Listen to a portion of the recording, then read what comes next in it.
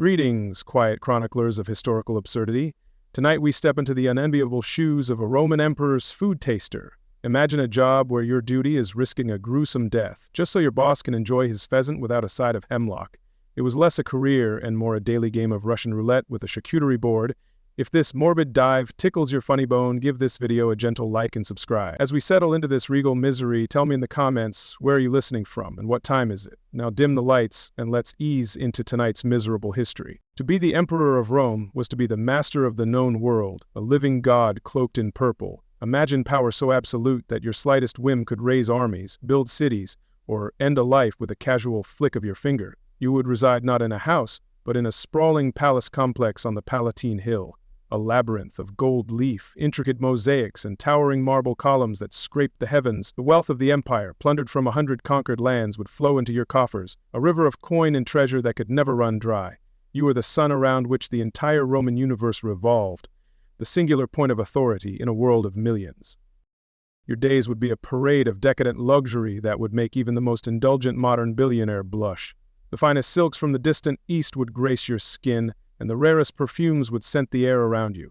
Feasts were not mere meals, they were epic productions, featuring dishes that were as much about spectacle as they were about taste. Roasted peacocks with their feathers reattached, mountains of oysters, dormice glazed in honey, and wine so old and so precious it was spoken of in hushed, reverent tones. Every desire was catered to, every comfort provided. You were, for all intents and purposes, invincible.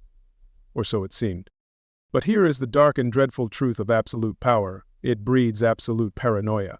For every citizen who chanted your name in the forum, there was a senator in a shadowy corridor sharpening a dagger, both literally and politically. The emperor's throne was the most coveted seat in the world, and the line of ambitious men willing to kill for it was terrifyingly long. Friends, family, trusted advisors, even your own Praetorian guard. Every single person around you was a potential threat. Every smile could hide a scheme, every flattering word could be laced with venomous intent. The silence in the palace was never peaceful, it was heavy with the weight of unspoken plots. This constant gnawing fear created an environment where the most intimate and essential acts of life became fraught with peril, and none was more perilous than the act of eating. A blade in the ribs was a messy public affair, but poison was the artist's weapon. It was silent, often untraceable, and deliciously insidious. It could be disguised in a splash of wine, a dusting of spice on a piece of roasted fowl, or a sweetened fig offered by a seemingly loyal hand. Poison turned the very source of life and pleasure, the imperial banquet, into the most likely stage for the emperor's demise. The dining table became a battlefield, and every dish was a potential bomb. Consider the sheer terror of sitting down to a magnificent feast, a dozen courses of the most exquisite food imaginable, and knowing that any one of them might be your last. The steam rising from the soup could be carrying your doom. The deep red of the wine might be masking the pale tint of hemlock. This wasn't a rare occurrence or a distant threat. It was the daily, grinding reality for the man on the throne. Losing the Roman political scene was a brutal Darwinian struggle, and many emperors met their end not in glorious battle, but with a stomach cramp after a particularly lavish dinner. The allure of the throne was matched only by the pervasive, suffocating fear in every spoonful. To combat this ever-present threat, the Roman court institutionalized a role so dreadful, so unenviable, that it makes a modern cubicle feel like a sun-drenched paradise. This role was that of the Praepositus, the imperial food taster. This was not a position of honor, it was a human shield in its most intimate and terrifying form. Before a single morsel of food or a single drop of wine passed the emperor's lips, it first had to be consumed by this designated guinea pig. The taster was the first line of defense, a living poison detector whose own body was the testing ground for assassination attempts. Imagine the daily routine. A servant presents a glistening platter of roasted boar. The emperor eyes it, perhaps hungrily, but his gaze quickly shifts to you, his taster. You step forward, your own heart likely a frantic drum against your ribs. With a small fork you take a piece, you chew, you swallow, and then you wait. The entire court waits with you, a silent, morbid theater. Is your breath catching? Is a fire starting in your gut? Is your vision blurring? Your continued good health was the emperor's green light to enjoy his meal. Your sudden agonizing death was simply a confirmation of his suspicions and a very messy end to your career. This was the taster's existence, a life spent on the razor's edge of mortality, one bite at a time. They were often slaves or freedmen, individuals considered disposable enough to occupy this fatal position. They enjoyed proximity to power and ate the finest food in the empire. but each meal was a game of Russian roulette with a charcuterie board. The psychological toll is hard to even comprehend. To live in a state of constant heightened alert knowing that your next mouthful could be your last is a special kind of hell. The food taster for the Roman emperor wasn't just doing a job, they were living out a sentence, a testament to the fact that at the very pinnacle of power, you can't even trust the food on your own plate. It's easy to paint the Roman emperors as neurotic figures, trembling in their palaces, starting at shadows, and suspecting even their most loyal servants. But to dismiss their ever-present fear as simple paranoia is to fundamentally misunderstand the world they inhabited. Their anxiety wasn't a bug in their imperial software. It was a core feature, a necessary survival mechanism installed by decades of bloody history. When everyone is after your throne, from your best friend to your own mother, you start to understand why even the soup looks suspicious. The emperor's paranoia was, in fact, a historical imperative. To truly grasp why a food taster was as essential to the imperial court as a legion was to the frontier, we must understand that poison was not some new, exotic threat.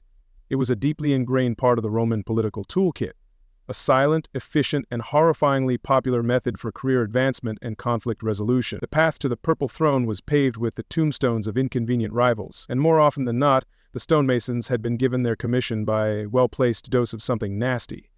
This wasn't just suspicion, it was statistical probability. This tradition of toxic diplomacy began long before the first emperor ever donned his crown. The Roman Republic, for all its talk of laws and senatorial debate, was a snake pit of competing ambitions. Powerful families clashed for influence, prestige, and wealth in a relentless, centuries-long power struggle. While much of this conflict played out in the open, on the battlefield or in the political theater of the forum, a quieter, more insidious war was waged at the dinner table, in the bedroom, and anywhere a cup of wine could be discreetly altered. Poison was the great equalizer in a society built on overt martial strength that required no muscle, no army, and no public declaration of war. It was the weapon of the patient, the subtle, and the ruthless. It allowed a rival to be removed with plausible deniability, their sudden demise chalked up to a bout of indigestion, a weak heart, or the displeasure of the gods. In the cutthroat environment of late Republican Rome, an unexpected illness in a political opponent was often met not with sympathy, but with quiet, knowing nods. It was simply part of the game. Historians of the era often stereotyped poison as a woman's weapon, an art perfected by disgruntled wives and ambitious mothers. And while there were certainly infamous female poisoners who played their part, this reputation was mostly a convenient fiction. In truth, poison was an equal opportunity employer of malice. Ambitious senators, desperate generals, and anyone with a grudge and a contact in the city's underworld knew that a few well-placed drachms could procure a substance that would solve their problems far more neatly than a dagger ever could. This culture of casual assassination via chemistry bled seamlessly from the Republic into the Empire. When Augustus emerged as the sole ruler after decades of civil war, he didn't magically erase this tradition. He simply became its single most tempting target. As the one man holding all the power, he was also the one man everyone wanted to replace. The system that had once pitted dozens of powerful families against each other now focused that entire murderous energy onto the occupant of the palace. The prize was bigger than ever, and so were the risks. The very first imperial dynasty, the Julio-Claudians, might as well have been a multi-generational case study in toxic family dynamics. Their family tree is riddled with so many suspicious deaths that it looks less like a genealogy and more like a crime scene map. The precedent was set at the very beginning with the long reign of Augustus. While he officially died of natural causes in his old age, whispers and rumors, recorded by the historian Tacitus, have persistently clung to his wife Livia. The story goes that Livia was a master of political maneuvering, a woman determined to see her own son, Tiberius, inherit the throne instead of Augustus's blood relatives. As Augustus grew old and began to favor his grandson, Agrippa Postumus, Livia's ambition allegedly took a dark turn. The most famous, though unproven, tale involves a batch of fresh figs. It's said that Livia poisoned the figs while they were still on the tree, artfully leaving a few untouched for herself, and then offered the deadly fruit to her unsuspecting husband, a delicious, domestic, and deniable execution. Whether the story of the figs is true or not, it speaks volumes about the atmosphere of the time. The fact that people could believe it, and that respected historians would record it, shows how plausible the idea of poisoning at the very heart of the imperial family was. It established a chilling precedent. The person closest to you, the one sharing your meals and your bed, could be the one most likely to be plotting your agonizing demise. This was the lesson Tiberius, Livia's son, seemed to take to heart when he became emperor. Tiberius ruled with a clenched fist and a deeply suspicious mind, eventually retreating to his island fortress on Capri, far from the perceived den of snakes that was Rome. His paranoia was legendary, but it was also fueled by legitimate tragedy. His chosen heir and beloved nephew, the dashingly popular German Germanicus, died suddenly while on campaign in Syria. The official cause was illness, but almost no one believed it. Germanicus himself, on his deathbed, accused the governor of Syria, Gnaeus Calpurnius Piso, of poisoning him on Tiberius's orders. The death of Germanicus sent shockwaves through Rome and entrenched the idea that no one was safe. If a figure as popular and powerful as the emperor's heir could be struck down by a mysterious illness in a distant province, what chance did anyone else have? The subsequent trial of Piso was a public spectacle that laid bare the dark undercurrents of jealousy and betrayal within the ruling elite. Piso ultimately took his own life before a verdict could be reached, but the damage was done. Poison was now confirmed as a tool of imperial statecraft. Next in line was Caligula, a man whose name has become synonymous with imperial madness. His short, chaotic reign was a whirlwind of cruelty, extravagance, and terrifying unpredictability. While his end came at the hands of his own Praetorian Guard and their very sharp swords, his life was lived in the shadow of the poisoner. In fact, ancient sources claim Caligula was something of a connoisseur of toxins himself, supposedly experimenting with a vast collection of poisons on animals and, allegedly, on humans, just to study their effects. He turned paranoia into a grotesque hobby. This imperial obsession with poison wasn't just about fear of being a victim, it was also about understanding its potential as a weapon. For an emperor like Caligula, knowing the properties of various toxins was a way of holding a secret dagger to the throat of every senator and courtier. It was the ultimate power move, the threat of a death that could be delivered silently, at any time with no one being the wiser. His own violent end only served to reinforce the central lesson of imperial life. The threats are everywhere, and they will get you eventually. But for the connoisseur of dark history, the undisputed masterpiece of Roman imperial poisoning is the death of the Emperor Claudius. It's a story with everything: a ruthlessly ambitious wife, a bumbling but ultimately doomed husband, a famous poisoner for hire, and a plate of delicious deadly mushrooms. It is the quintessential example of why a food taster's job sucked so spectacularly, and why every emperor after Claudius had a very good reason to be terrified of mealtime. It was a family affair, as these things so often were. Claudius, often underestimated due to a stutter and a limp, had survived the brutal reigns of Tiberius and Caligula, largely by being overlooked. But once on the throne, he made a fatal error. He married his niece, the formidable Agrippina the Younger. Agrippina had a son from a previous marriage, the young Nero, and she was fiercely determined to see him become the next emperor rather than Claudius's own son, Britannicus. With Claudius making moves to favor his biological heir, Agrippina decided to expedite her husband's retirement permanently. She sought out the services of a woman named Locusta, a notorious poisoner from Gaul who had become the go-to specialist for Rome's elite when they needed to arrange a discreet and permanent departure. Agrippina procured a particularly potent poison from Locusta and, according to the accounts, decided to contaminate a dish of mushrooms, one of Claudius's favorite foods. Here, the dark humor of Roman politics truly shines. This wasn't a plot hatched in some dark alley. It was a domestic dispute being settled with high-grade toxins over dinner. The plot was carried out during a family banquet. The dish of mushrooms was served, and a special poisoned mushroom was offered to the emperor by Agrippina herself. However, the plan immediately went sideways in a grimly farcical manner. The poison was either too weak, or Claudius's constitution was stronger than expected. He suffered, but he didn't die. Some accounts even suggest a bout of wine-induced vomiting may have accidentally saved his life. For a moment, it seemed the assassination had failed.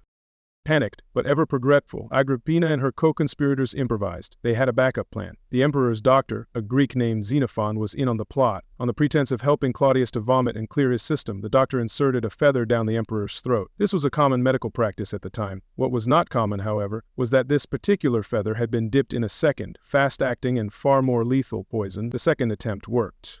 Claudius was dead. The murder of Claudius is a masterclass in why an emperor's paranoia was so justified.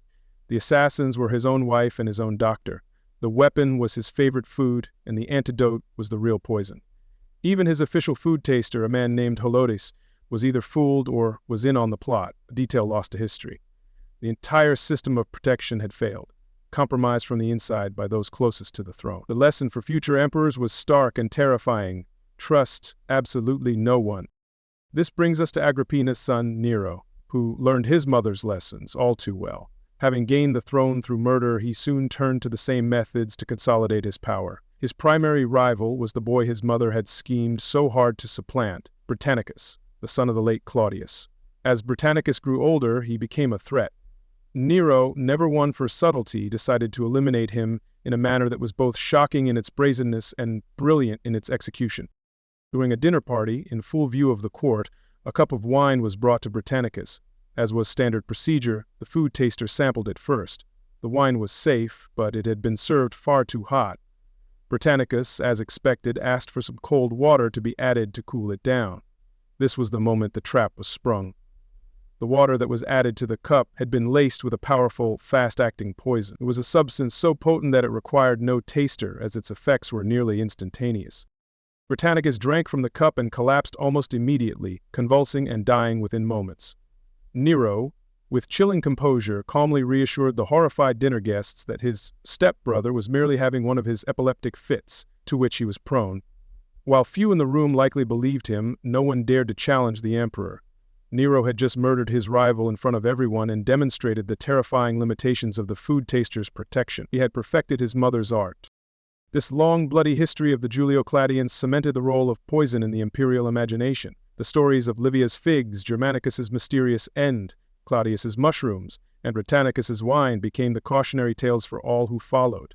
Later emperors like Domitian were said to be so fearful of assassination that they had the walls of their porticos lined with highly polished moonstone so they could see the reflection of anyone approaching from behind. Every meal was approached with suspicion. The knowledge and availability of poisons were widespread. Toxins derived from plants like hemlock, monkshood, and deadly nightshade were well known. Mineral poisons, particularly arsenic, were favorites for their lack of color and taste. The art of the poisoner lay in choosing the right substance for the job, calculating the dosage, and finding the perfect method of delivery. It was a dark science, and Rome was its most active laboratory. The fear was not abstract. In the turbulent 3rd century, known as the Crisis of the 3rd Century, emperors rose and fell with dizzying speed. In one 50-year period, more than 20 men claimed the throne, and almost all of them died violently. While most were killed by their own soldiers, the constant instability, an endless cycle of betrayal meant that poison remained a constant and viable threat in the corridors of power. And so, we return to our unfortunate food taster, the Praepositus. He was not a curiosity or a symbol of decadence. He was a direct, logical, and deeply necessary consequence of this history. He existed because Augustus may have been poisoned by his wife. He existed because Germanicus died suspiciously in Syria.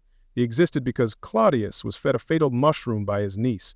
He existed because Nero could kill a man at a dinner party with a splash of cold water. The emperor's paranoia, therefore, was not a personal failing. It was a historical inheritance, a burden passed down from one reign to the next. The fear was rational. The suspicion was justified.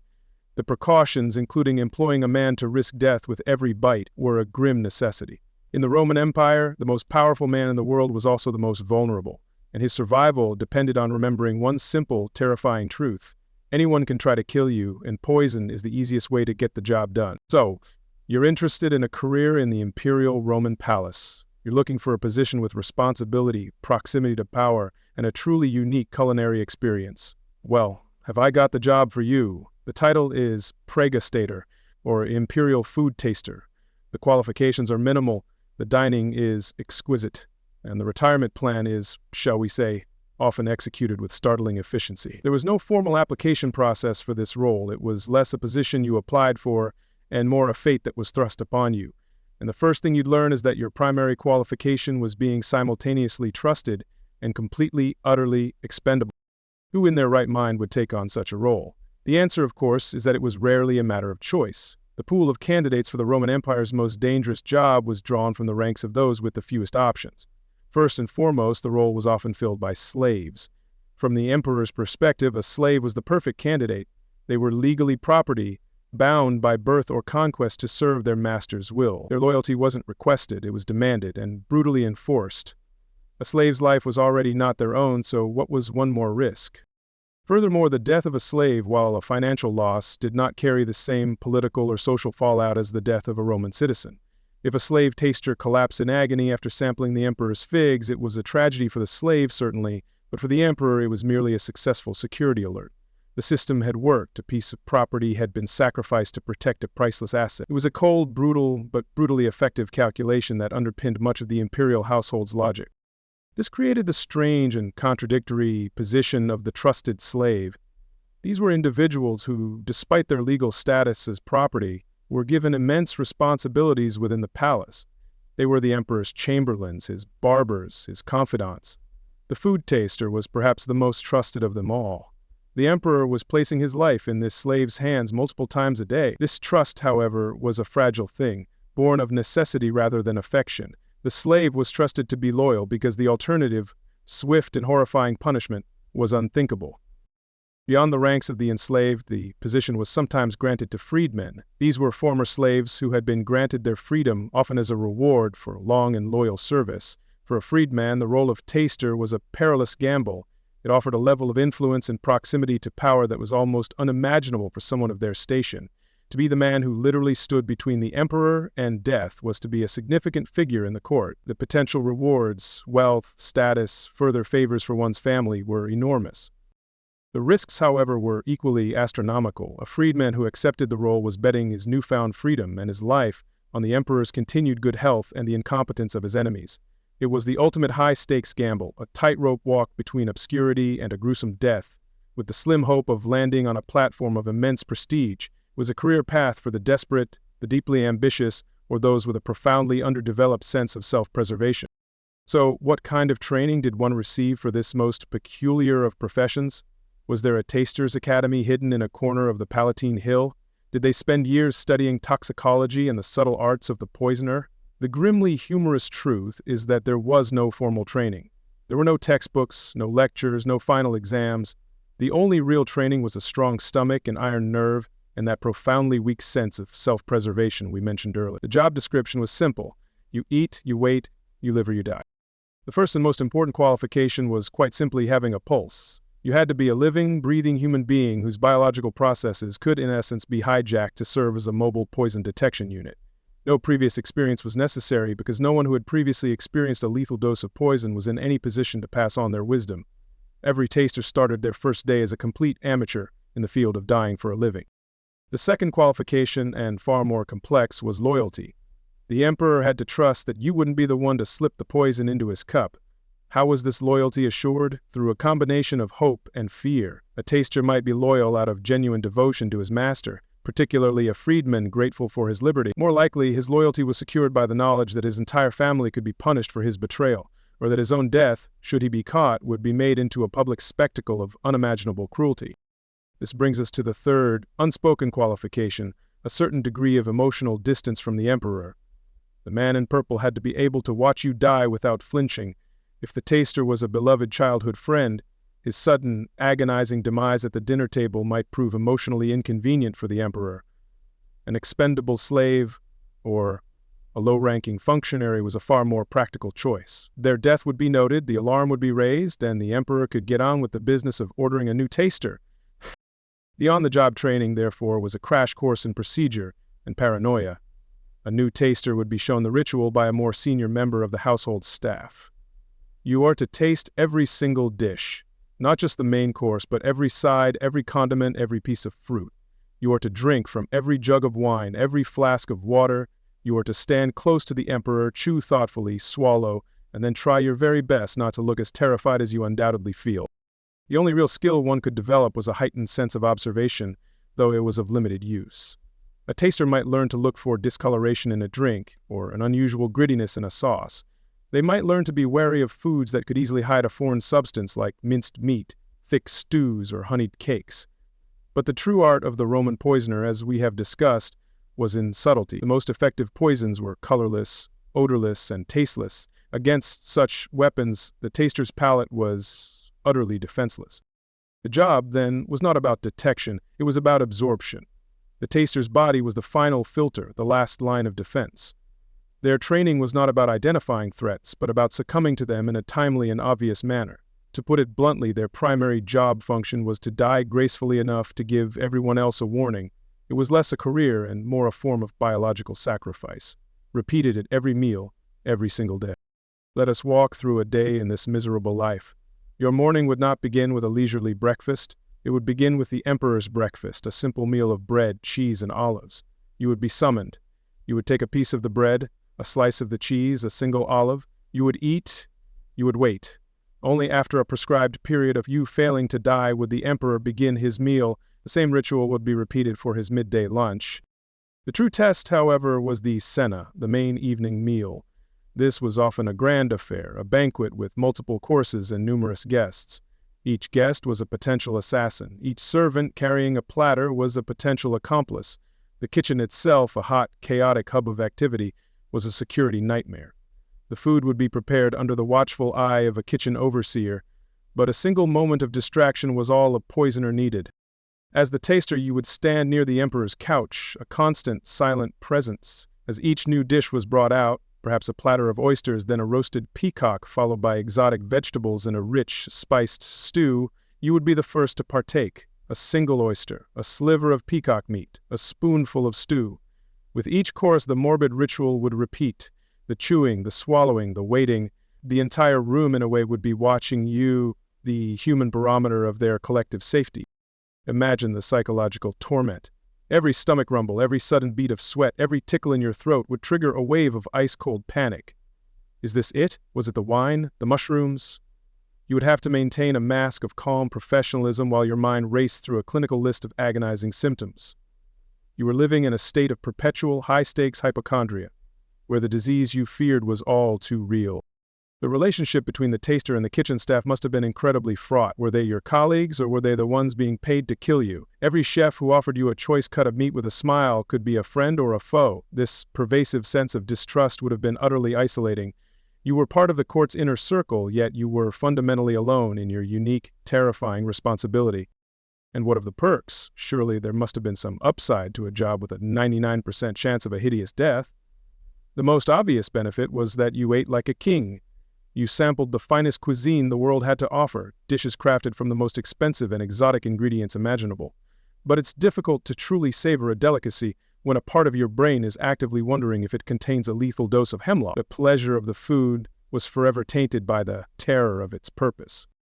Another perk was influence. Proximity to the emperor, as we've noted, was its own form of currency in Rome. A long-serving taster, one who had miraculously survived for years, would become a familiar and trusted face.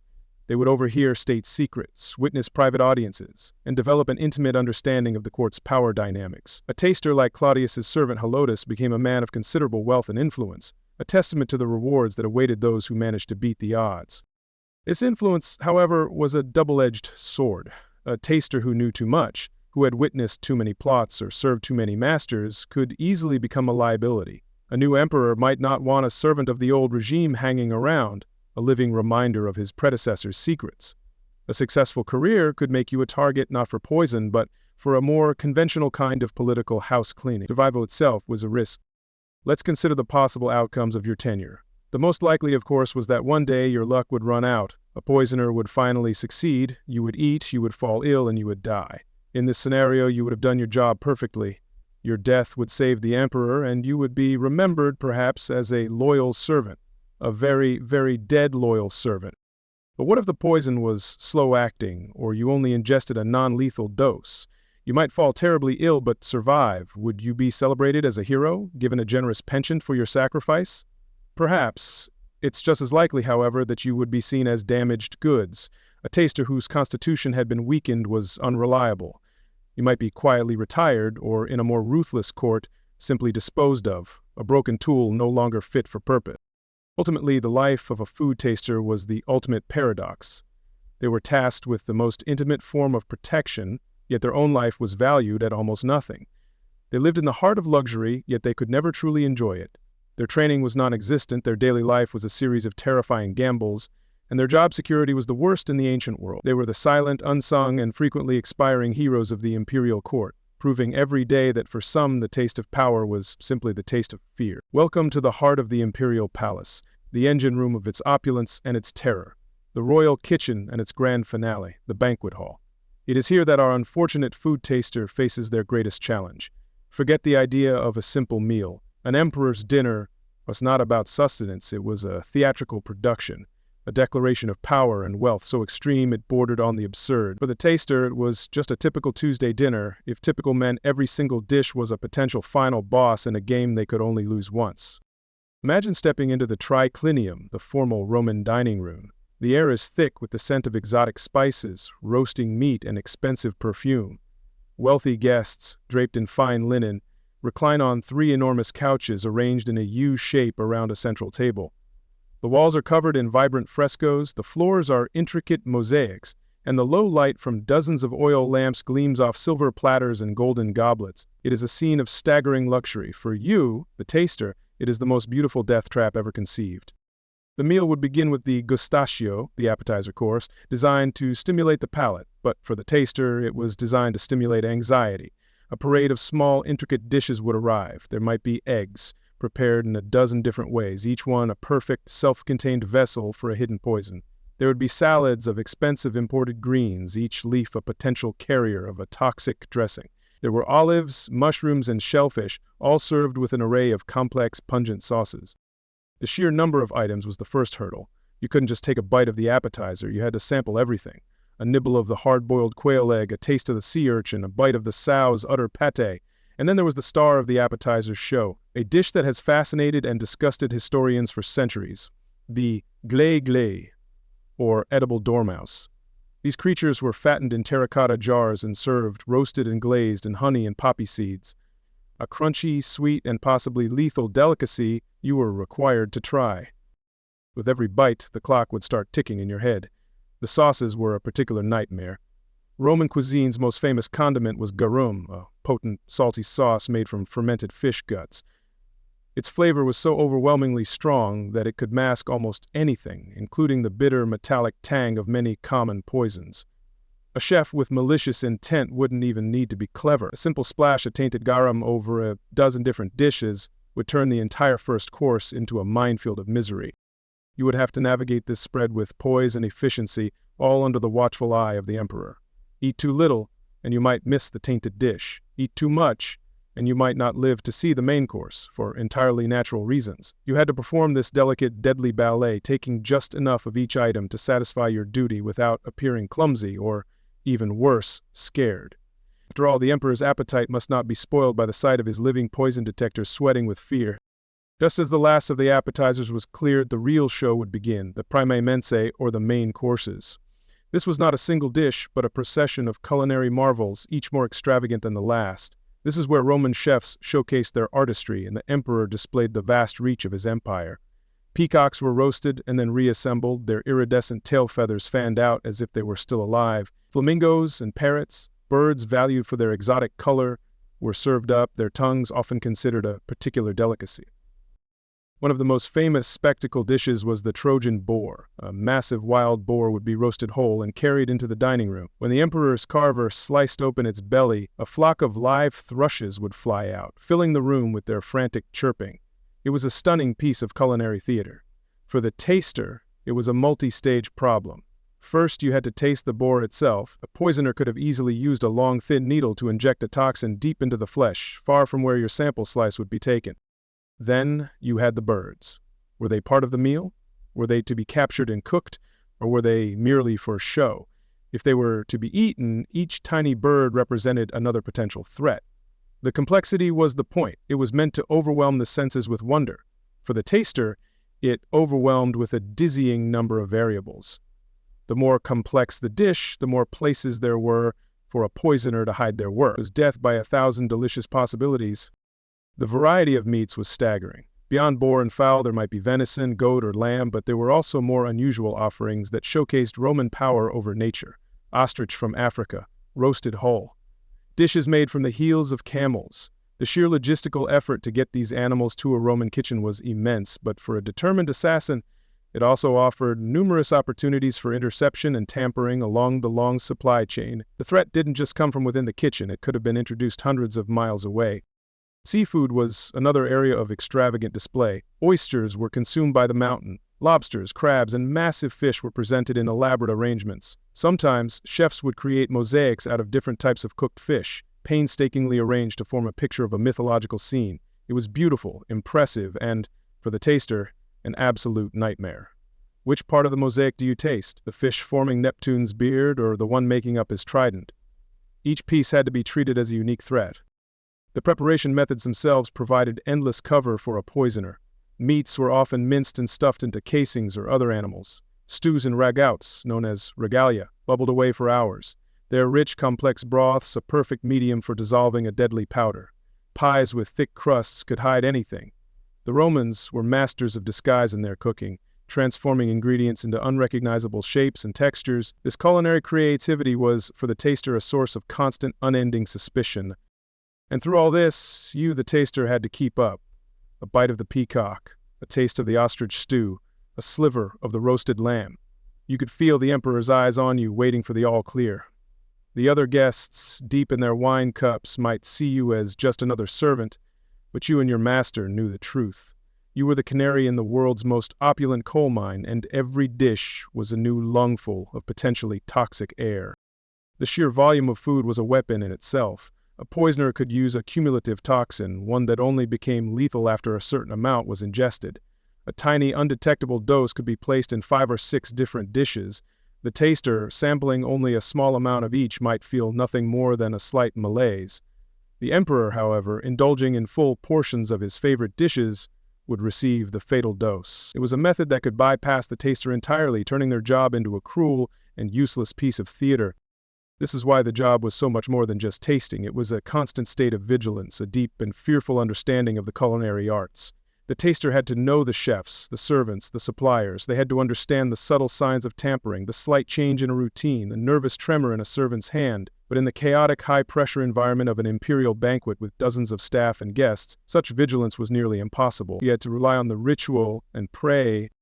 Now, let us turn our attention to the liquids, the lifeblood of any Roman feast. Wine flowed more freely than water, and for a poisoner, it was the perfect delivery system. The Romans rarely drank their wine neat. It was incredibly potent and was typically mixed with water, often heated, in a large vessel called a crater. This process of mixing offered a prime opportunity for assassination, a fact Nero so expertly exploited to murder his stepbrother Britannicus. As a taster, your duty extended to every single beverage. You would first have to taste the unmixed wine from the amphora, the large clay jug it was stored in. Then you would have to taste the water that was to be mixed with it. Finally, you would have to taste the finished product from the crater or from the emperor's own personal goblet after it had been poured. Each step was another potential point of failure, another chance for a swift and silent death to find its way into the cup.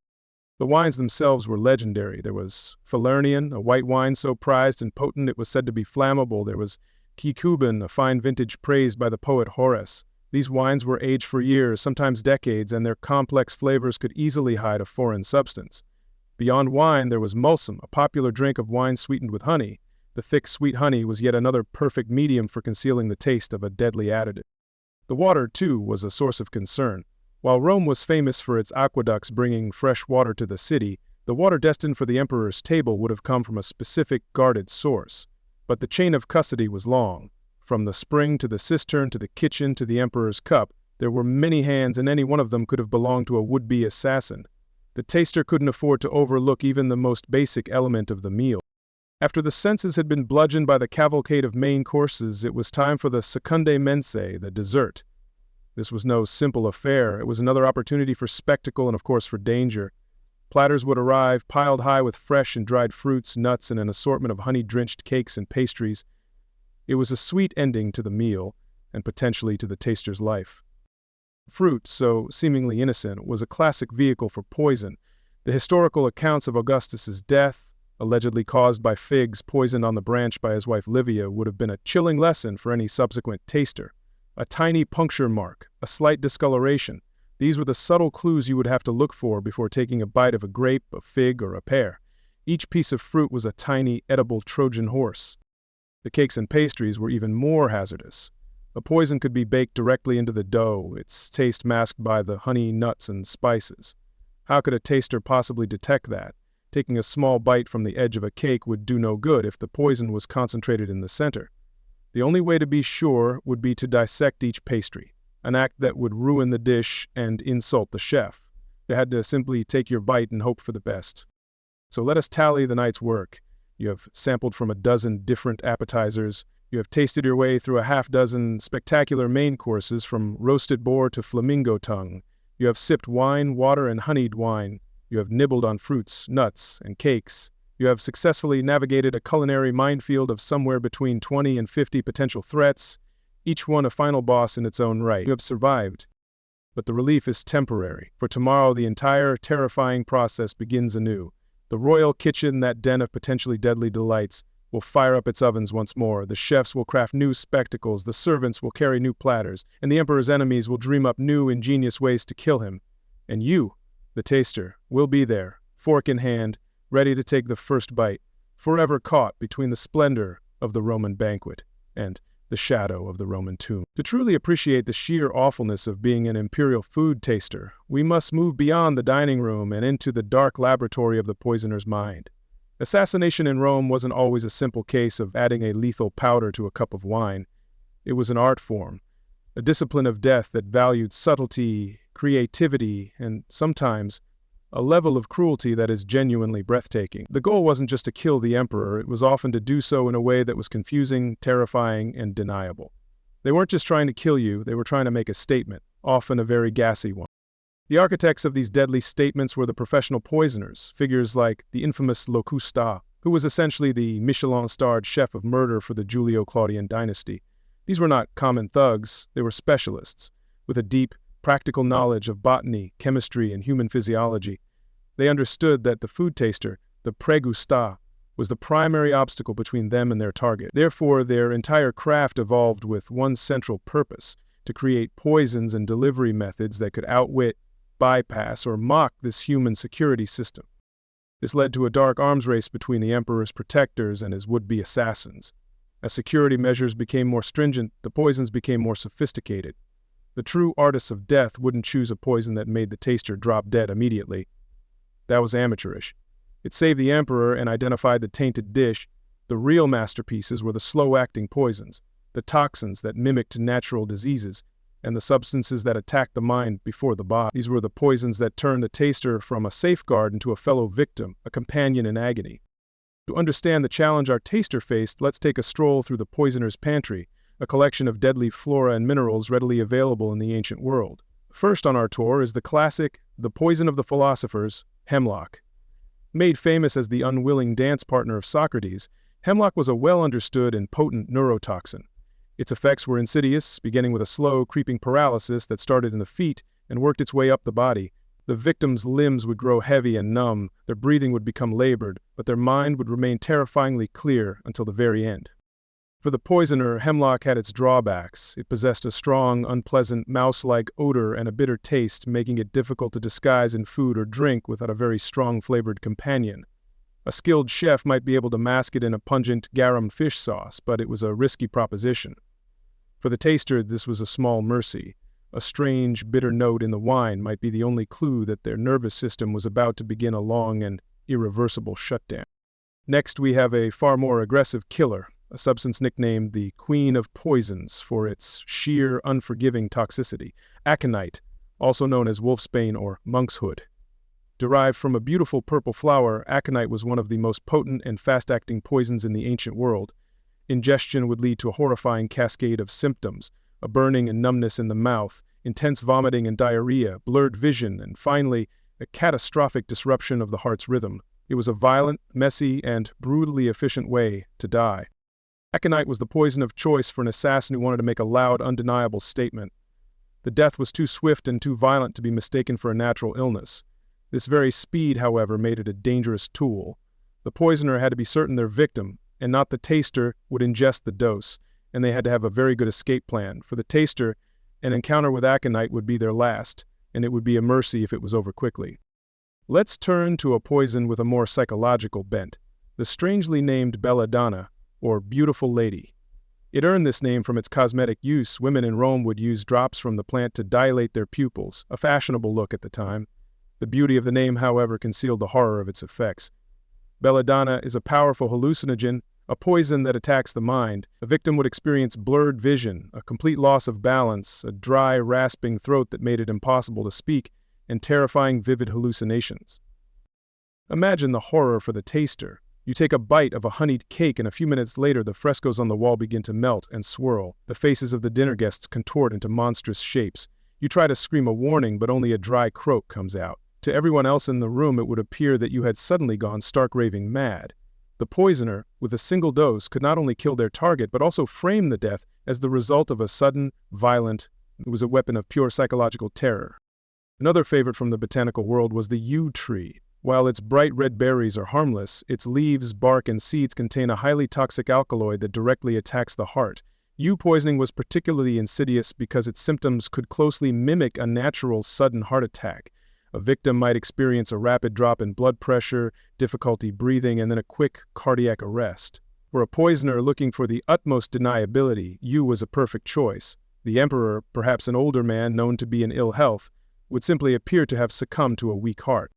The taster, being presumably younger and healthier, might survive a smaller dose that would kill an infirm emperor, but that was a slim hope. More likely, a dose sufficient to kill the emperor would be more than enough to stop the taster's heart as well.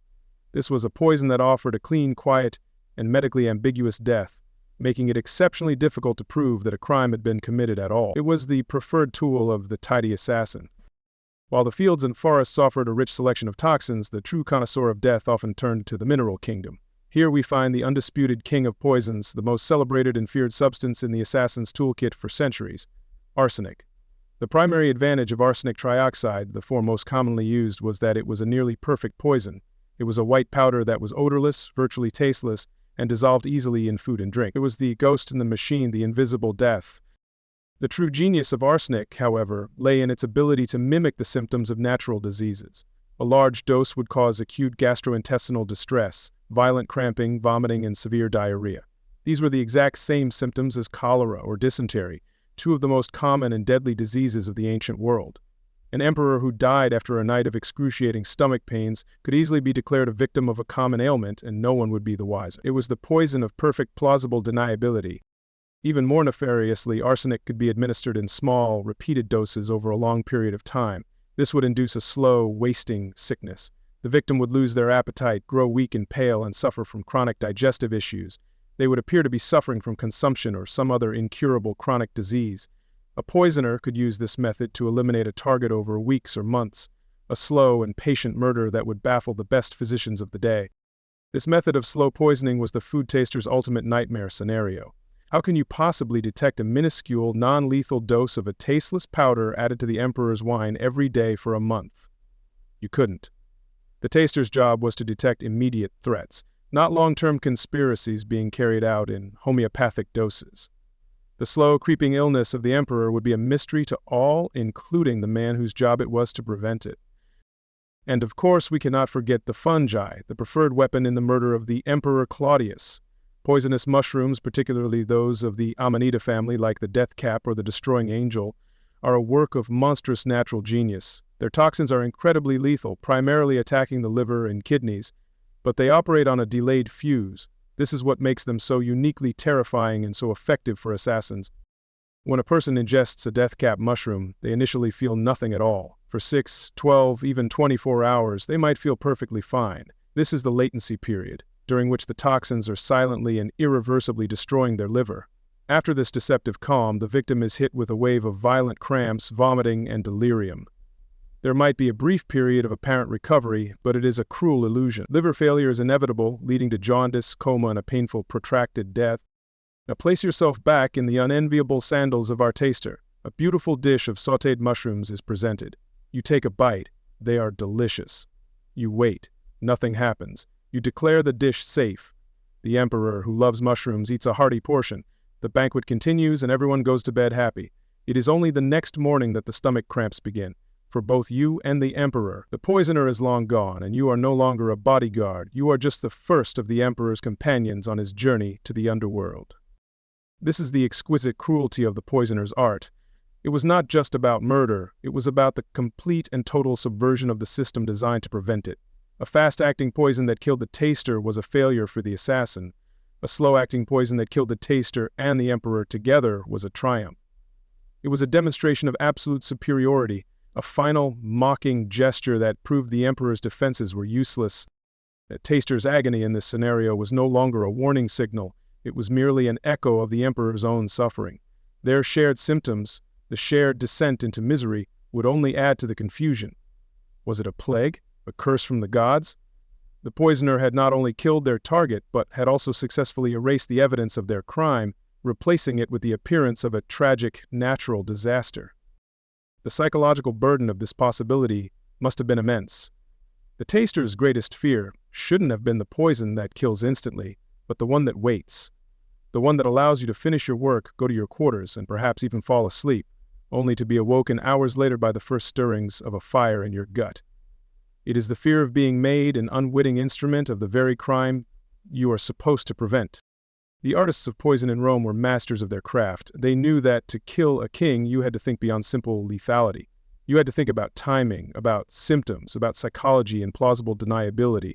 They weaponized botany and chemistry to create tools of subtle, slow, and oh-so-cruel efficiency. For the food taster, this meant that every meal was not just a risk of death, but a risk of a horrifying shared demise.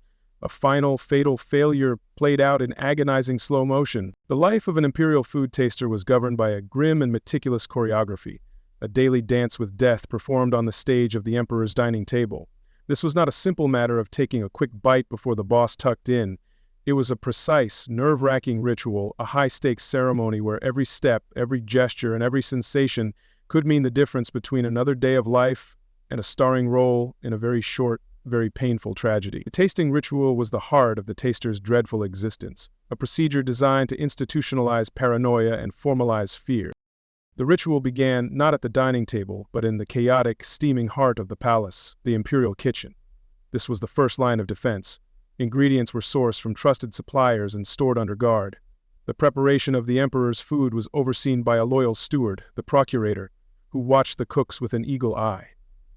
The kitchen was a fortress of culinary security, but every fortress has its weaknesses. A moment of distraction, a well-placed bribe, a grudge held by a disgruntled cook. That's all it would take to turn a masterpiece of cuisine into a weapon of mass destruction. Our taster, the Praepositus, was often present for the final stages of this process. They were the final checkpoint before the food began its perilous journey to the triclinium. They would watch as dishes were plated, their eyes scanning for anything out of the ordinary. Once a dish was ready, it was covered, and sometimes even sealed, for its short trip through the palace corridor. This journey was its own tense parade, flanked by guards to ensure no one could intercept the platter and add a last-minute, unsolicited ingredient. Finally, the dish would arrive in the dining room. A servant, with a theatrical flourish, would present the platter to the emperor, unveiling the steaming creation within. The aromas would fill the room, and the guests would murmur in appreciation. But the emperor would not move. He would recline on his couch, his eyes fixed not on the tempting food, but on his taster. In this silent, gilded room, a silent, deadly play was about to begin, and the taster had the starring role. The taster would step forward, a figure of immense importance and utter disposability. They would carry their own set of tools, a small collection of personal utensils, often crafted from silver or silver gilt. There was a belief, more rooted in superstition than science, that silver would tarnish or change color upon contact with certain poisons. While this offered little real protection against the sophisticated toxins of the day, it was a comforting piece of theater, another small step in the elaborate ritual of reassurance. Before a single morsel passed their lips, the taster would perform a meticulous sensory examination. This was not just about taste, it was a full-body exercise in suspicion. The first sense to be deployed was sight. The taster's eyes would scan the dish with the intensity of a jeweler examining a flawless diamond for the smallest imperfection. They would look for any discoloration, any unusual sediment in a sauce, any powder that had failed to dissolve completely. It would note the sheen of the oil, the color of the meat, the freshness of the garnish. Any deviation from the expected was a potential red flag. Next came the sense of smell. The taster would lean over the dish and inhale deeply, drawing the aroma into their sinuses. This was a critical step. Many poisons, particularly those derived from plants like hemlock, carried a faint but distinct odor, musty, bitter, or strangely chemical. The taster had to possess a highly developed sense of smell, a mental library of the proper aromas of thousands of different dishes. A hint of bitterness in a sweet wine, a whiff of almonds where there should be none, these were the subtle olfactory clues that could save a life. After the visual and olfactory inspections were complete, there was no more room for delay. The moment of truth had arrived. This is where the old saying in the palace came from. Your taste buds were literally your life insurance. and the premium was terrifying. The taster would use their personal fork or spoon to take a small, precise sample of the food. Not a greedy mouthful, but a tiny representative portion. This was the point of no return. The sample wouldn't be swallowed immediately. It would be held in the mouth, rolled over the tongue. The taster would be concentrating with an almost meditative focus, searching for any abnormal sensation. Was there an unusual bitterness hidden beneath the spice, a metallic tang? Most importantly, was there any sign of numbness or a burning sensation? The nerves in the mouth and on the tongue were the body's first and most sensitive alarm system, and the taster had to be acutely aware of their every signal. This process was repeated for every single component of the dish. It was not enough to taste the roasted boar. One had to taste the boar, the stuffing inside the boar, the sauce drizzled over the boar, and the garnish placed beside the boar. Each element was a separate potential threat. For a complex dish with a dozen ingredients, this meant a dozen tiny, terrifying bites, a dozen moments of truth. The same went for drinks. A sip of the wine, a sip of the water it was mixed with, a sip of the final product. Meticulous, methodical, and mortifying. Once the tasting was complete, the second, and arguably more terrifying act of the ritual began, the agonizing wait. The taster would step back from the table and stand in a designated spot, in full view of the emperor and his personal physician. They were now a living experiment, a human hourglass whose running sands could signal either safety or doom. The entire banquet would be paused, the conversation would cease, and all eyes would be on the taster. The silence would be deafening. During this waiting period, which could last for several minutes that felt like several lifetimes, the taster's mind would become their own worst enemy. Every normal bodily function would be amplified and scrutinized. Was that a harmless stomach gurgle or the first rumblings of arsenic poisoning? Was that a bead of sweat from the heat of the room or the cold sweat of aconite? Is my throat dry from nervousness, or is that the first touch of belladonna's suffocating grip? It was a forced, high-stakes hypochondria. The taster had to remain perfectly composed. Any sign of panic could be misinterpreted. A cough, a stumble, a nervous twitch, all could be mistaken for the onset of symptoms leading to the dish being discarded and the taster potentially facing punishment for raising a false alarm. They had to be a statue, a mask of calm neutrality, while inside a storm of pure primal fear was raging. The psychological pressure is almost impossible for us to imagine. The emperor's physician would often observe the taster closely during this time, watching their eyes, their skin color, their breathing patterns. The physician was the official adjudicator of the experiment, the one who would make the final call on whether the taster's symptoms, if any, were genuine. It was a cold, clinical observation of a man who might be in the first throes of a violent death. If after the prescribed waiting period the taster remained standing, breathing, and apparently in good health, they would give a slight signal, a slight nod of the head, a quiet word to the emperor's chamberlain. The signal meant all clear. The experiment was over. The dish was deemed safe. A collective, unspoken sigh of relief would ripple through the room. The taster had done their duty. They had danced with death and had, for now, survived. Only then would a servant step forward and serve the emperor from the now certified dish. The banquet could resume, the music could play again, and the conversation could flow. The taster would retreat to the side, their heart likely still pounding in their chest. They had successfully navigated one course, but they knew that in a few minutes another dish would arrive and the entire dreadful dance would begin all over again. The tragic flaw in this elaborate ritual, of course, was its complete inability to detect the slow-acting poisons we've discussed. The wait time was designed to catch the fast-acting toxins, the ones that killed within minutes, but against the patient poisoner who used arsenic or death-cap mushrooms, the ritual was a useless piece of theater. The taster would give the all-clear, the emperor would eat, and both men would have unknowingly sealed their fates. This possibility added another layer of horror to the taster's job. Even when they survived the initial ritual, the fear wasn't over. For the next 24 hours, every stomach cramp, every headache would bring a fresh wave of panic. Did I miss something? Was the all-clear I gave actually a death sentence for us both? The ritual did not end when the emperor was served. It lingered in the taster's mind long after the plates were cleared away. The entire system was a testament to the institutionalized paranoia of Roman rule. It was a process that combined scientific observation, blind faith, and human sacrifice. The taster's senses, their sight, their smell, their taste, were the most critical components of this system. They had to be honed to a razor's edge, capable of detecting the slightest deviation from the norm. Their ability to perceive a subtle bitterness was, quite literally, the only thing standing between the empire and chaos. But this skill was a curse. To be good at the job, to be sensitive enough to detect a well-disguised poison, meant you were also the most likely to be afflicted by it. The very talent that made you valuable was the same talent that would kill you. The ritual was designed to save the emperor, not the taster. The taster's death was always an acceptable and indeed expected outcome of a successful detection. So while the guests enjoyed their feast and the emperor indulged his power, the taster remained trapped in their own personal hell. They were a performer in a play that was rewritten every night, a dancer in a macabre ballet with an ever-changing partner.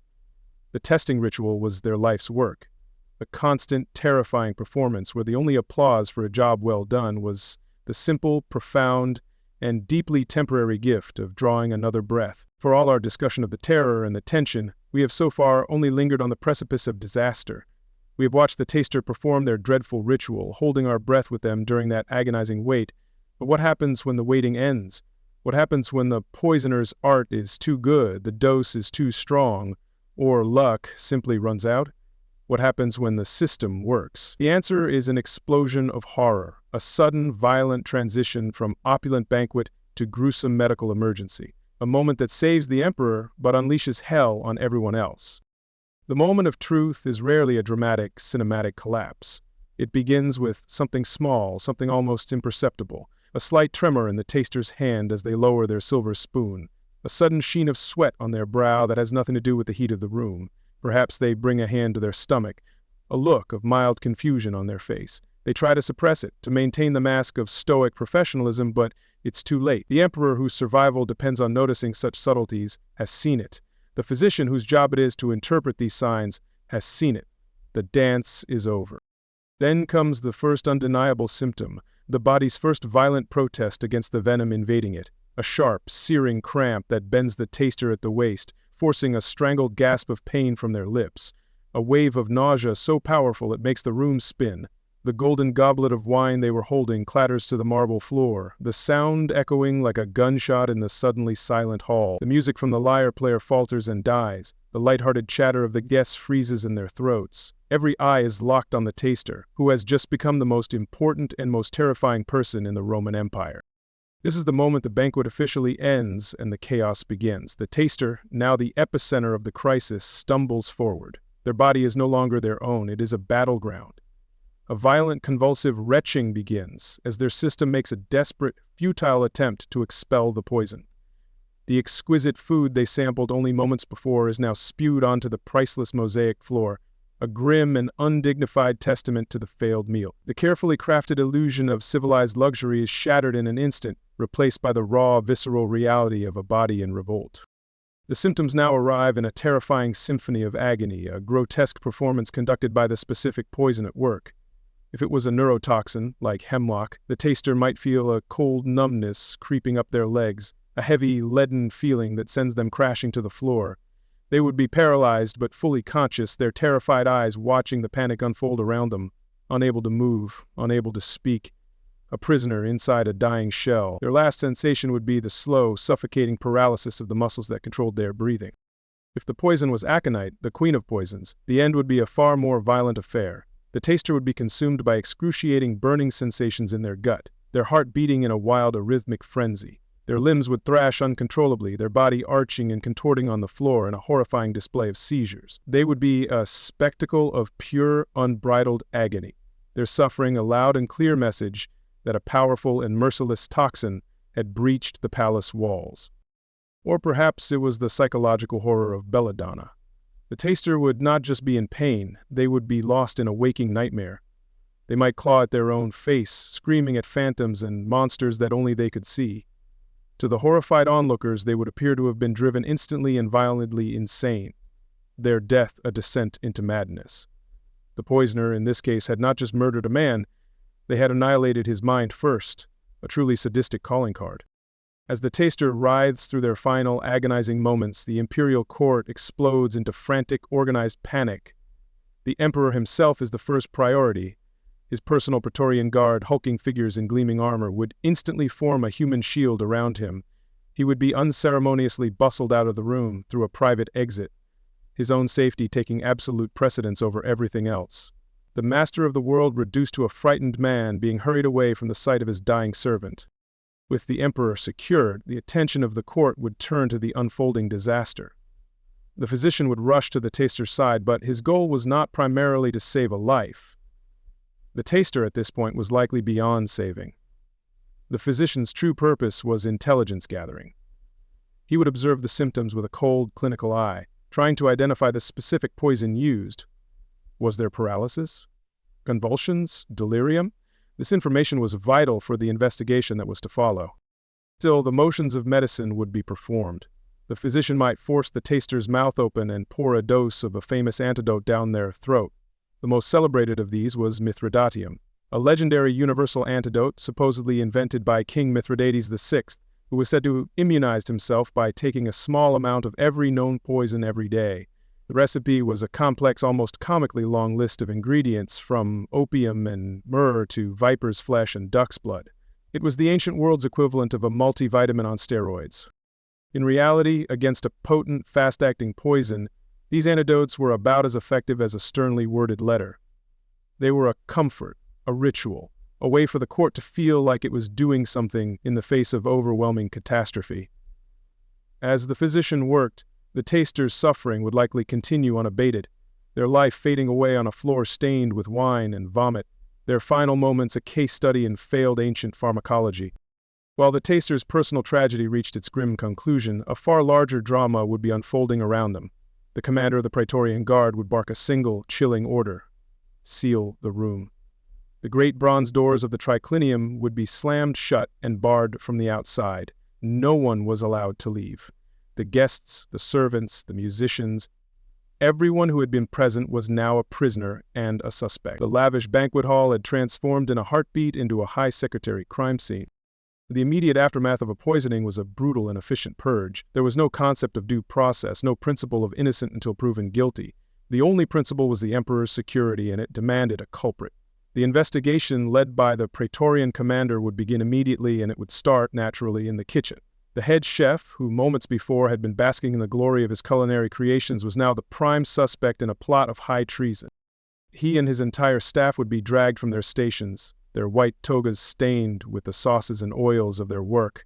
Their protestations of innocence, their frantic pleas and explanations would be utterly ignored. They were the ones who had handled the food. In the simple, brutal logic of Roman security, they were the most likely conspirators. They would be bound in chains and hauled away to the palace dungeons for questioning. The servants who had carried the fatal dish from the kitchen to the table would suffer the same fate. Every hand that had touched the platter was now tainted with suspicion. Even the guests were not immune. A senator known to have disagreed with the emperor, a cousin with a distant claim to the throne, anyone with a conceivable motive would find themselves under the cold, unforgiving stare of the Praetorian guards. Fear and suspicion would poison the air far more effectively than any toxin. And this is where we find the final grim irony of the food taster's job. In their last, involuntary act on Earth, they would unleash a wave of retributive violence upon the household. Congrats, you're dying, but at least you took a few people down with you on the way out. The convulsions racking your body are the starting pistol for a bloody witch hunt.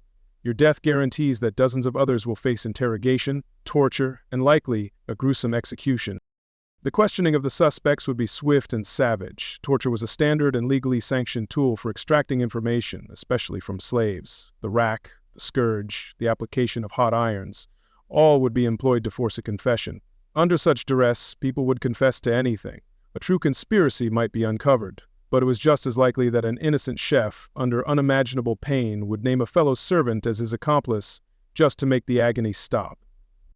The goal was not necessarily to find the truth. It was to find a scapegoat, and to do so quickly. A public execution of the conspirators was a vital piece of political theater. It sent a clear message to anyone else who might be plotting against the emperor: you will be caught, and you will suffer. The swiftness of the justice was a demonstration of the emperor's power and the reach of his security apparatus. So, as the taster's body was unceremoniously carried from the hall, their job finally irrevocably complete, a chain reaction of terror would be just beginning. They had succeeded in their primary function. They had saved the emperor, but in doing so they had condemned their colleagues. Their death was a gruesome success story, a final convulsive testament to the brutal calculus of imperial Rome, where the life of one man was worth more than all others, and where the failure of a single meal could result in a banquet of blood. Of all the strange and twisted relationships forged in the crucible of imperial Rome, Few could rival the bizarre bond between an emperor and his food taster. It was a partnership built on the most absolute form of trust, yet defined by the cold, hard fact that one of its members was entirely expendable. It was an intimacy born not of affection, but of fear, a codependency where one man's survival was literally contingent on the other's willingness to die. This was the emperor's trust and the taster's burden, a psychological tightrope walk over a pit of poison. To understand this bond, we must first redefine the word trust. The emperor's trust in his taster was not the faith you place in a friend or a spouse. It was the cold, calculated trust you place in a well-designed machine. The emperor trusted the taster's instinct for self-preservation. He trusted that the taster's primal fear of a gruesome, agonizing death would be a far more reliable motivator than any oath of loyalty. The taster's terror was the emperor's greatest security feature. This created a paradox of proximity and distance. The taster was present for the emperor's most intimate moments. At state banquets and private family dinners, he was a silent, watchful presence. He knew which foods the emperor loved and which he despised. He saw the emperor in moments of celebration and in moments of quiet contemplation. He shared the most fundamental of all human experiences with his master, the act of eating. In this one specific way, the taster was closer to the emperor than even his own family. Yet this intimacy was a fragile illusion. The taster, often a slave or a low-sepper freedman, was separated from his master by an unbridgeable social chasm. He might share the emperor's food, but he did not share his world. He was a tool, a piece of human security equipment, valued not for his personality or his thoughts, but for the simple biological fact that his body would react to poison before the emperor's. He was the most important person at the dinner table, and also the least. Now, let us try to step inside the mind of the taster himself to feel the weight of this unique and terrible burden. Imagine living every day as a human shield. Your entire purpose, your sole value to the world is your ability to absorb a fatal blow meant for another. It is a life stripped of its own agency, defined entirely by the safety of someone else. The psychological toll of such an existence is difficult to overstate. It is the gilded cage where the bars are made of fear. The isolation must have been profound. Who could the taster confide in? To complain about the constant fear would be an act of gross insubordination. To show any sign of nervousness or hesitation could get you replaced, and retirement from this particular job was rarely a peaceful affair. He was surrounded by the hustle and bustle of the court, yet he was utterly alone in his specific terror. His colleagues were the chefs and servants, the very people he had to suspect every single day. How did a person cope with such a life? Perhaps some developed a grim sense of pride. In a world where they were otherwise powerless, their role gave them a strange and vital importance. They were the protector of the most powerful man on earth. Every day they survived was a small victory, a testament to their luck, their vigilance, or the incompetence of the emperor's enemies. They might even develop a dark, gallows humor about their work, sharing knowing glances with the emperor's physician, the only other person who truly understood the stakes. More likely, a deep and abiding fatalism would take root. The taster would have to accept that their life could end at any moment for reasons that had nothing to do with them. They were a pawn in a game of giants, a piece of driftwood in the violent currents of Roman politics. This acceptance might bring a strange kind of peace, the calm that comes from relinquishing all hope of control. You simply take the bite, say your silent prayer to the gods, and let fate decide the rest. This constant, low-grade terror would have fundamentally broken their relationship with the very thing they dealt with every day: food. For us, food is nourishment, pleasure, community, celebration. For the taster, food was a roulette wheel. Every delicious aroma was a potential warning, every exquisite flavor a possible prelude to agony. The joy of eating would have been replaced by a clinical, fearful analysis. They were a food critic whose only rating was safe or lethal. Now let's flip the perspective. How did the emperor view this strange human tool who shared his meals? It's unlikely that most emperors saw their tasters as fully formed people. In the grand, impersonal machine of the imperial household, the taster was a function, a role, not an individual. He was the praepositus, the foretaster, a living litmus test. An emperor might note the death of a taster with the same detached regret he would feel for a prized horse that had gone lame. It was an inconvenience, the loss of a reliable asset that would now need to be replaced. However, it is possible to imagine a more complex dynamic developing over time. A taster who served an emperor for many years, who survived numerous scares and proved their loyalty time and time again, might earn a measure of something approaching affection. This man, this slave, had faced death for him hundreds, perhaps thousands of times. He had been a constant, steady presence through political turmoil and personal strife. A strange, unspoken bond could form in the crucible of this shared danger. Consider the case of Halotus, the taster who served the Emperor Claudius. When Claudius was successfully poisoned by his wife Agrippina, Halotus not only survived the subsequent purge, but went on to serve the new emperor Nero. This indicates that Halotus was seen as more than just a disposable servant. He was a professional who had proven his worth, a trusted figure whose expertise was valued by the new regime. He had become a permanent fixture of the imperial security apparatus.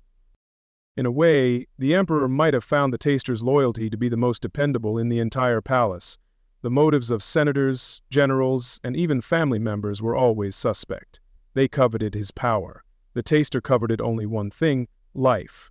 And his life depended entirely on the emperor's. This made their interests perfectly, brutally aligned. The taster had no ambition to rule the empire. He just had an ambition not to die in convulsions on the floor. In the paranoid world of the emperor, this simple, clear motive was a refreshing and reliable constant. This all amounted to a silent, unwritten contract between the two men, a brutal bargain struck across the dinner table. The emperor's side of the contract was this: you will live a life of luxury that most Roman citizens can only dream of. You will eat the finest food, drink the best wine, and live within the palace walls, a witness to history.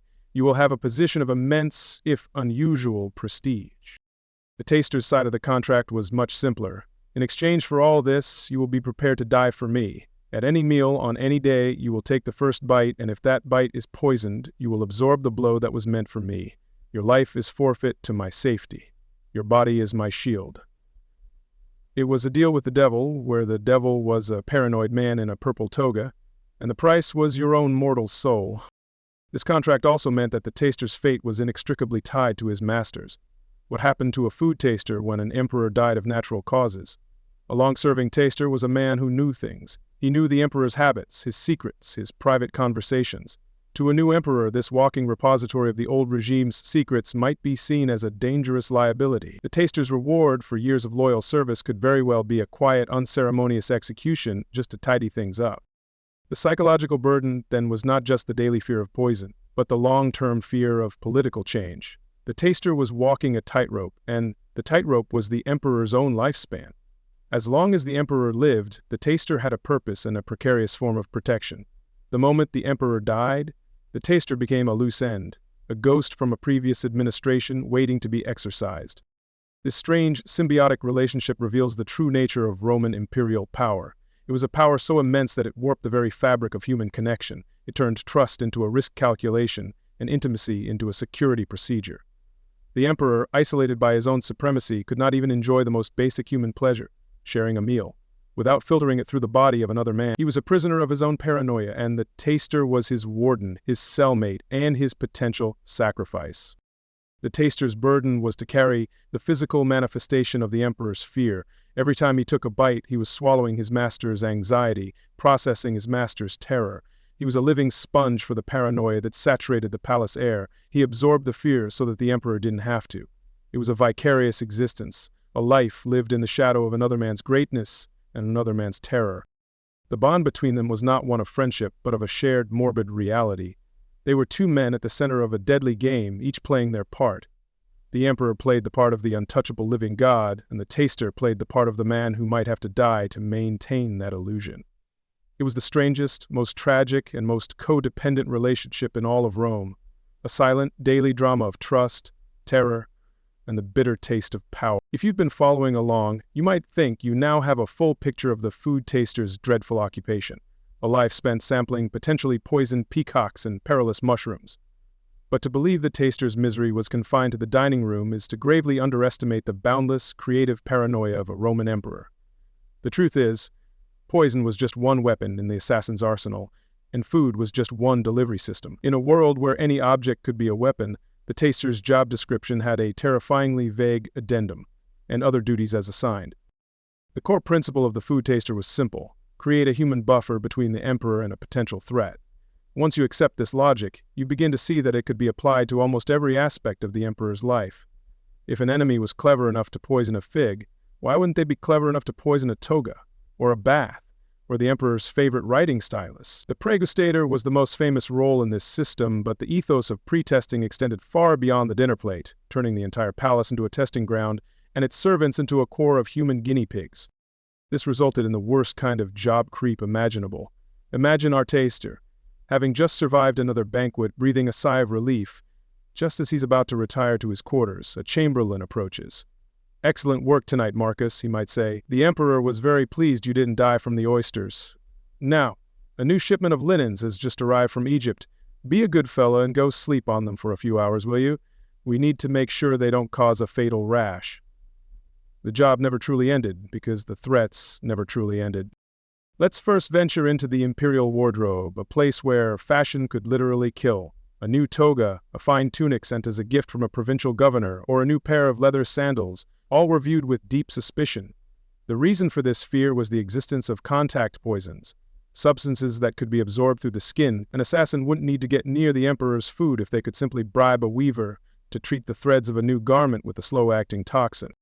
Before the emperor ever donned a new piece of clothing, a servant of similar height and build, a sort of imperial body double, would be required to wear it first. This clothing taster would have to wear the garment for a prescribed period, perhaps a full day, while physicians watched for any adverse reactions. A sudden rash, blistering, dizziness, or difficulty breathing would be a major red flag. The servant suffering would be the emperor's first fashion review. 0 stars, this toga tried to murder me. This was not a far-fetched fear. The ancient world was well aware of such stories. The myth of Hercules and the poisoned shirt of the centaur Nessus was a famous cautionary tale. The hero was given a tunic soaked in the centaur's toxic blood, and when he put it on, it clung to his skin and burned him with such unbearable agony that he chose to end his own life on a funeral pyre. When your mythology includes stories about deadly shirts, you tend to look at your laundry with a certain degree of suspicion. The paranoia extended to all personal adornments. A new golden laurel wreath, the symbol of victory and power, might have its inner band coated with a toxin that would be absorbed through the scalp. A beautiful brooch used to fasten the emperor's cloak could have a tiny, hidden, spring-loaded needle tipped with poison.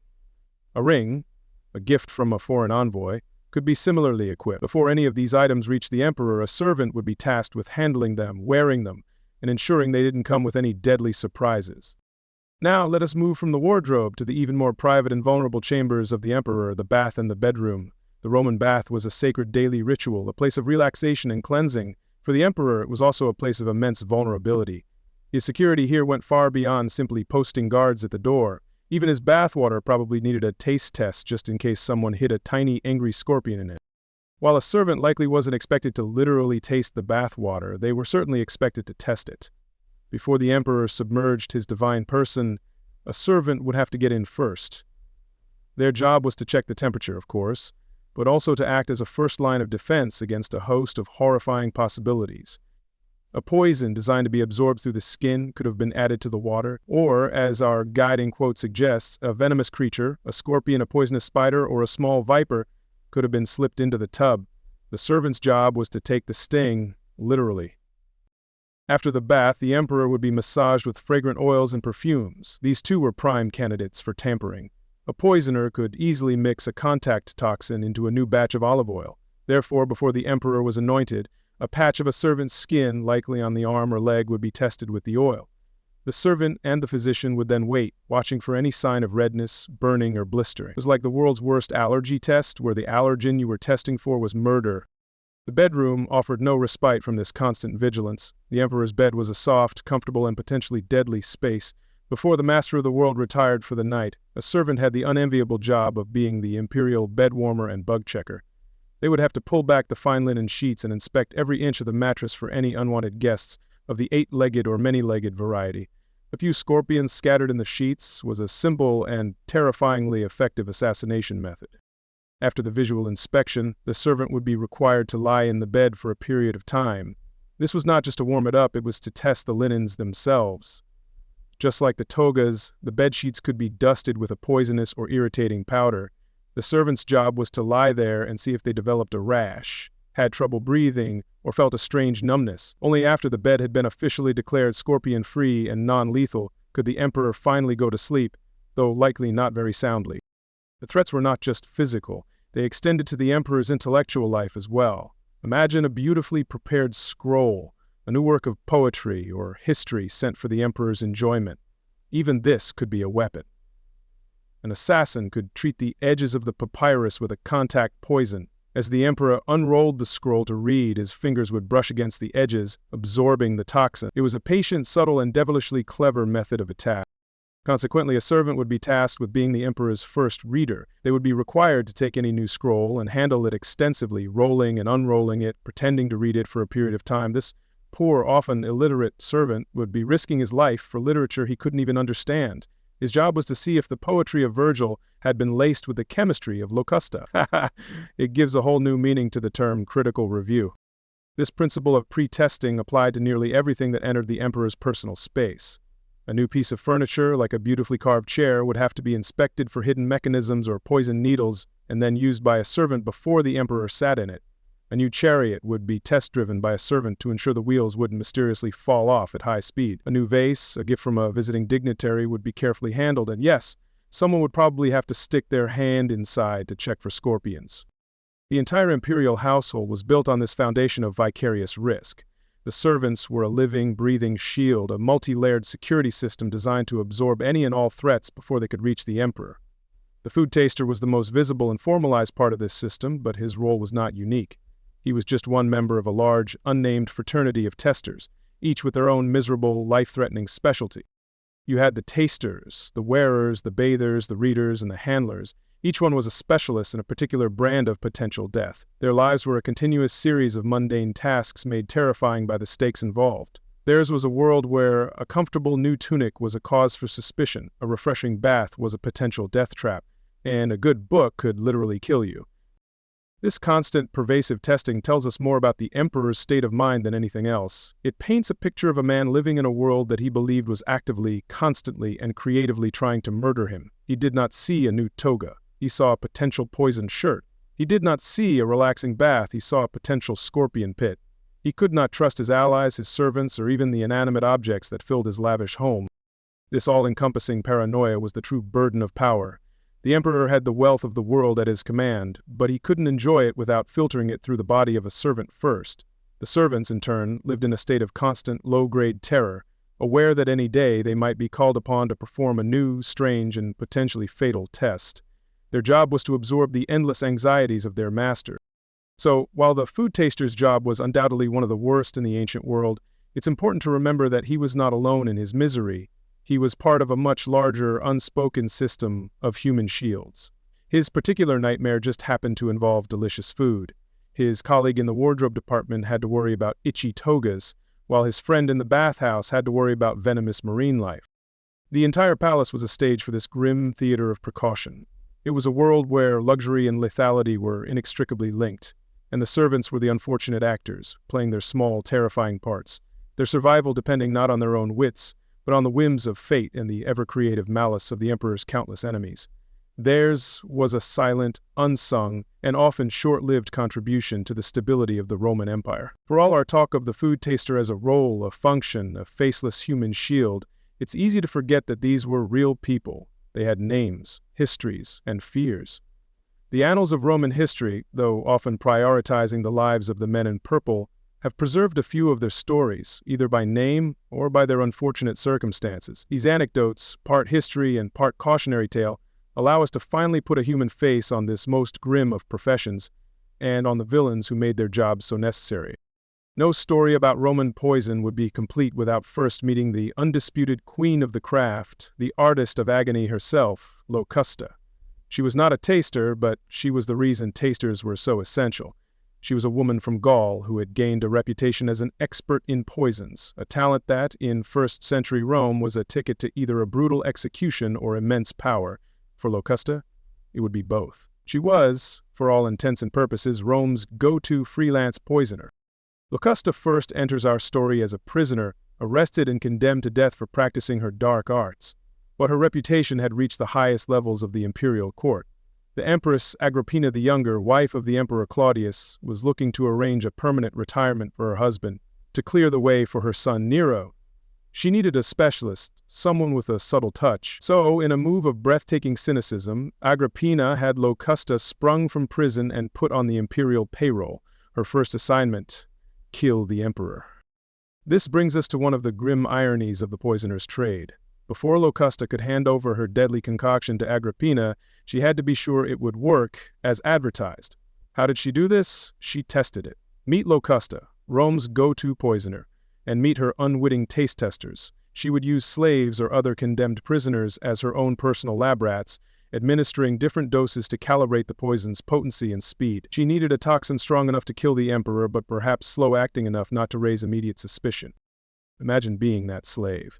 You are brought before this strange woman, a purveyor of death now in the employ of the empress, and you are forced to eat something she has prepared. You are, in effect, a food taster for a poisoner. Your death would simply be a data point in her research, a confirmation that her recipe was ready for the big leagues. The life of Locusta's taster was even more hopeless than the emperor's. For them, a successful test was a guaranteed, agonizing death. After her successful collaboration with Agrippina in the murder of Claudius, Locusta's career truly blossomed under the new emperor Nero. He saw the value in having a state-sanctioned poisoner on retainer. He granted her a full pardon, bestowed upon her vast country estates, and even sent her pupils. Nero, a man who truly understood the value of a diverse skill set in his government, had Locusta run a veritable school for poisoners, teaching others the fine art of political chemistry. She was no longer just a killer, she was a professor of murder. Now let us turn to a man on the other side of the equation, one of the few food tasters from this era whose name we actually know, Holotus. He was the official taster, the Praepositus, for the Emperor Claudius. This puts him at the scene of one of history's most famous poisonings. When Agrippina presented her husband with that fateful dish of mushrooms, laced with Locusta's finest work, it was Holotus who took the first critical bite. And here lies the great unanswered question of the whole affair. What exactly was Holotus's role? Was he an honest professional, simply fooled by a cleverly designed, slow-acting poison that gave him no immediate symptoms to report?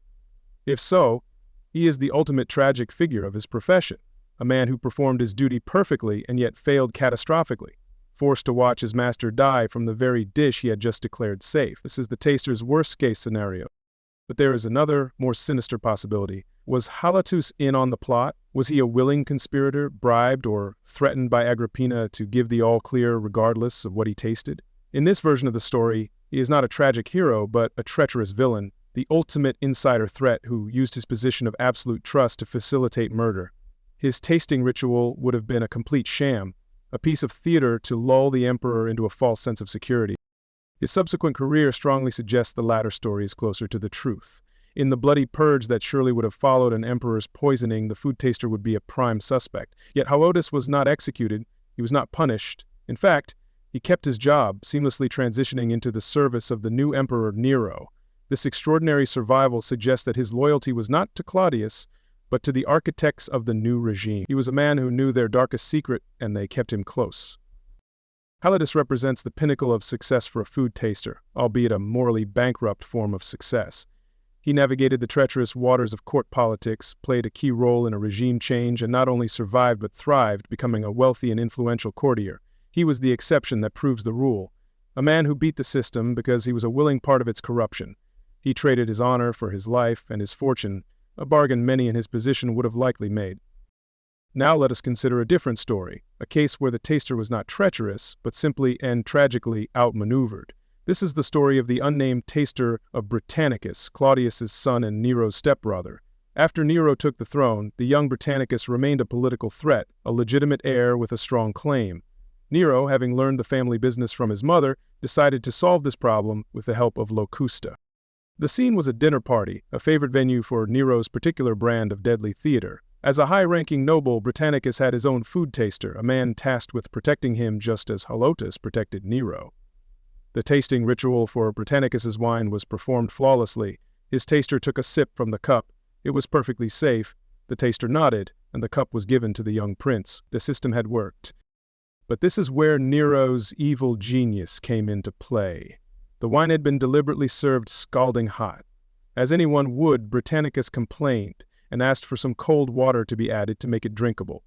A servant immediately stepped forward with a pitcher of water. This water, however, was not for refreshment. It was laced with a colorless, tasteless, and lightning-fast poison prepared by Locusta. The poison was never in the wine the taster sampled, it was in the water added afterward. The taster had been rendered completely irrelevant. His procedure, his training, his vigilance, it all meant nothing. The poison had used a loophole in the system. Britannicus drank the cooled wine and died almost instantly, convulsing in front of the horrified court. Nero, with chilling composure, claimed his stepbrother was merely having an epileptic fit. The taster could only stand and watch, a living monument to the failure of his profession when faced with true ingenuity. What became of this poor unnamed man? History doesn't record his fate, but we can imagine his terror. He had done his job to the letter, yet his master was dead. He was a witness to a blatant imperial assassination. He knew the truth. In Nero's court, knowing such truths was often a fatal condition. He was likely quietly dismissed to a distant province, or, more probably, retired, in a more permanent fashion to ensure his silence. His story is a chilling reminder that even when the taster did everything right, they could still lose. These specific anecdotes from the Julio-Claudian era stand out, but the fear and the profession continued for centuries. The Emperor Domitian, who ruled at the end of the 1st century, was famously paranoid. The historian Suetonius tells us he had the walls of his favorite portico lined with highly polished moonstone so that he could see the reflection of anyone approaching from behind. A man this fearful certainly didn't trust his food. His tasters, though unnamed, must have lived a particularly stressful existence. The legacy of these figures, from the villainous Locusta to the treacherous Halitus to the outsmarted taster of Britannicus, is a testament to the brutal reality of Roman power. They remind us that behind the grand marble facades and the epic histories, life in the imperial court was a daily struggle for survival. It was a world of whispered conspiracies, hidden poisons, and desperate gambles. For every taster like Halitus who navigated this world and grew rich, there must have been hundreds of others who ended their careers convulsing on a mosaic floor, their names and stories lost to history. Their only legacy was the momentary panic they caused at a dinner party, a brief, gruesome interruption before the emperor ordered a new dish and, of course, a new taster. These stories give a human face to the fear. They transform the abstract concept of assassination into a drama of real people making desperate choices. The cunning of the poisoner, the paranoia of the emperor, and the impossible, unenviable position of the man caught in the middle, the taster. He was the fulcrum on which the life and death of an empire often balanced, a humble servant whose job it was to taste death so that his master wouldn't have to. To understand the true exquisite misery of the Roman emperor's food taster, we must first acknowledge a deeply uncomfortable truth. In many ways, they lived a life of immense luxury. To the average Roman citizen, crammed into a rickety, foul-smelling apartment block in the heart of the city, the life of a palace servant would have seemed like a dream. But for the taster, this dream was in reality a beautifully decorated, well-catered, and utterly inescapable nightmare. It was a golden cage where the bars were forged from fear and the lock was the constant threat of death. Let's first paint a picture of the world outside the palace walls. For the common plebeian in Rome, life was hard, short, and often unpleasant. You would likely live in a cramped, multi-story tenement building called an insula, which was prone to fires and collapse. Sanitation was a constant struggle, the streets were crowded and dirty, and your daily diet would consist mainly of a simple grain porridge called pouls, coarse bread, and whatever cheap vegetables were available. It was a life of subsistence, a world away from the gleaming marble of the Palatine Hill. Now, imagine being plucked from that reality and given a position, however perilous, within the imperial household. The taster, whether they began as a slave or a low-level freedman, would have been immediately surrounded by a level of opulence they had likely never imagined. The air in the palace was cleaner, the corridors were spacious and adorned with priceless art, and there was a sense of order and security that was absent from the chaotic streets below. From a purely material standpoint, the taster had hit the jackpot. Their living quarters, while likely modest by the emperor's standards, would have been a paradise compared to a common tenement. They would have had a comfortable bed, regular access to the palace baths, and a level of hygiene that was the exclusive privilege of the wealthy. They were part of the vast, intricate machine that ran the empire. A position that, on the surface, carried with it a degree of stability and prestige, as they were, in the most literal sense, on the inside. The most obvious perk of the job, of course, was the food. The taster had access to the world's most exclusive and stressful meal plan. While the citizens of Rome lined up for their grain dole, the taster was sampling dishes that were the stuff of legend. There were oysters shipped fresh from the coast, wild boar hunted on exclusive imperial estates, and exotic birds like peacocks and flamingos served as a stunning display of wealth. The taster's palate was treated to a daily parade of culinary masterpieces. They would also drink the finest wines in the world, Fabled vintages like Falernian, so prized and potent that a single amphora could be worth a small fortune, were a regular feature of the emperor's table. While the common Roman drank cheap, sour wine mixed with water, the taster sipped on vintages aged for decades, their flavors complex and their quality unmatched. They were drinking the same wine as the master of the world, a privilege that set them dramatically apart from the masses. Beyond the material comforts, there was the undeniable allure of proximity to power. The taster was not just a servant, they were a witness to history. They stood in the room as senators debated policy with the emperor. They watched as ambassadors from distant lands presented their tribute. They heard the private jokes, the angry outbursts, and the secret whispers that decided the fate of millions. They were a fly on the wall of the most powerful office on earth, privy to secrets others would kill for. A long and successful career could also lead to significant wealth and influence. A taster who earned the emperor's trust, like the infamous Halotus, could accumulate a personal fortune through gifts and favors. Courtiers seeking the emperor's ear might slip the taster a bag of gold to put in a good word for them. To the outside world, a veteran taster was not just a servant. They were an important and influential figure in the imperial court, a man who had the emperor's life and therefore his attention in his hands. So we have a life of fine food, vintage wine, comfortable lodgings, and a front-row seat to history. It sounds, by any objective measure, like a pretty good deal. But this is where we must look closer, past the gleaming surface of the golden cage and into the terrified heart of the bird trapped within. For every single one of these luxurious perks was poisoned by the terrifying reality of the taster's job. The luxury was not a reward, it was a retainer for a daily dance with death. Let's start with the food. Yes, the taster ate like a king, but they could never enjoy it like one. Every exquisite dish was a potential death sentence. The joy of tasting a perfectly roasted dormouse was utterly annihilated by the need to analyze it for the bitter tang of hemlock. The pleasure of a complex sauce was replaced by a frantic mental search for any unfamiliar flavor that could signal the end. Food was not a source of pleasure, it was a series of complex and potentially fatal puzzles.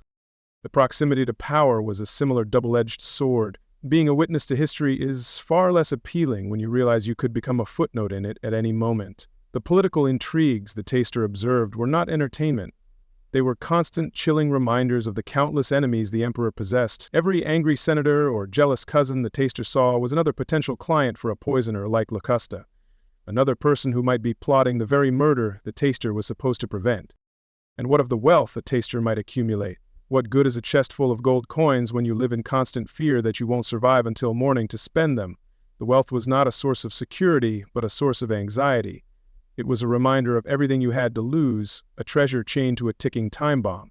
The richer a taster became, the more they had to fear, and the more their life of supposed luxury felt like a fragile, temporary illusion. This brings us to the very heart of the gilded cage paradox, to the silk sheets and the cold sweat. The comfortable bed in the palace provided little comfort to a mind plagued by nightmares of convulsions and agony. The beautiful marble corridors were not a testament to civilization's glory, but a maze filled with potential assassins. The peace and order of the palace was a constant screaming reminder of the chaos and violence that was always trying to breach its walls. The luxury was the cage itself, the very thing that kept the taster in their dreadful role. A poor farmer could run away if he feared for his life, but where would the taster run? To abandon his post was to abandon the world of comfort and security he had become accustomed to, and to sign his own death warrant for desertion. He was trapped by the very comforts he was afforded. The golden bars were beautiful, but they were no less confining than iron. The most terrible aspect of this gilded cage was the fact that the taster could never truly be off duty. The fear was not confined to mealtimes. As we've discussed, the threats were everywhere. A new toga, a fresh batch of bath oil, a scroll from a friend. Every object was suspect. The taster lived in a state of perpetual, hyper-vigilant awareness. There was no moment of the day or night when they could truly relax and believe they were safe. Imagine the simple act of receiving a gift. For most people it is a moment of joy. For the taster it would be a moment of pure terror. Was this a genuine token of affection, or a cleverly disguised instrument of death? They would have to view every act of kindness through a lens of deep suspicion. This psychological burden would make true friendship or any trusting human connection almost impossible. Their life was a constant draining battle against anxiety. Modern medicine tells us the devastating effect that chronic stress has on the human body. The taster was a case study in clinical anxiety, with the added stress that their fears were entirely rational and justified. They were living in a state of fight or flight, day in and day out, a condition that would inevitably erode their health, their spirit, and their sanity. The very title of this chapter, The Life of Luxury, perfectly encapsulates the taster's existence. It was a life of profound and irreconcilable contradictions. They were privileged, yet powerless. They were intimate with the emperor, yet utterly disposable. They were surrounded by the best things the world had to offer, yet they could enjoy none of them. Their life was a cruel joke, a cosmic bargain where they traded peace of mind for material comfort. In the end, the food taster would have likely traded all the roasted peacocks and vintage wines in Rome for a simple bowl of porridge that he knew with absolute certainty was not poisoned. He would have swapped his silk sheets for a simple straw pallet if it meant he could sleep through the night without waking in a cold sweat. The gilded cage was, in the final analysis, still a cage, and the life of luxury was no life at all when it was lived under a permanent, unmovable death sentence. We have journeyed through the treacherous corridors of the imperial palace, explored the poisoner's dark arts, and witnessed the grim theater of the tasting ritual. We have discussed the life, the duties, and the likely death of the Roman emperor's food taster. But now we must venture into the most terrifying landscape of all, the inside of the taster's own mind, where the deepest, most enduring horror of this job was not the risk of a poisoned mushroom, but the slow, corrosive poison of fear that infected the soul. This chapter is a psychological autopsy. We will dissect the mental state of a person living under a constant, formal, and entirely rational death sentence. The physical dangers were immense, but the true occupational hazard was the complete and utter annihilation of peace of mind. The taster's life was a masterclass in anxiety, a long-form study in paranoia, and for those who survived, a lifelong sentence to a condition we might morbidly call post-taster's stress disorder. First, let us consider the concept of hypervigilance. A normal person's senses are a gateway to experiencing the world. For the taster, they were a full-time security system that could never be switched off. Their mind would have been rewired to perceive threats everywhere. A sudden loud noise wasn't just startling, it was a sign of an attack. A new face in the kitchen wasn't a new colleague, it was a potential assassin. A strange smell wasn't a curiosity, it was a possible poison. Every sense was permanently on its highest alert setting. This state of constant, heightened awareness is emotionally and physically exhausting. It is the feeling of being perpetually startled, of your heart always beating just a little too fast. The taster could never truly be at ease because their survival depended on being the first to notice when something was wrong. Their brain was a tireless sentinel scanning every sight, sound, and smell for signs of danger. It is a terrible way to live, being a prisoner of your own sharpened senses. This hypervigilance would inevitably bleed into the absolute destruction of trust. How could a taster ever truly trust another human being again? Every person in the palace was a potential conspirator. A kind word from a fellow servant could be a ploy to lower their guard. A gift from a friend would be viewed not with gratitude, but with deep suspicion. The job required them to see the worst in everyone, to assume malicious intent as the default setting. This professional paranoia would curdle into a personal reality. Friendships would be shallow and fraught with doubt. Romance would be almost unthinkable. How could you share your life with someone when you couldn't even be sure the wine they poured for you was safe?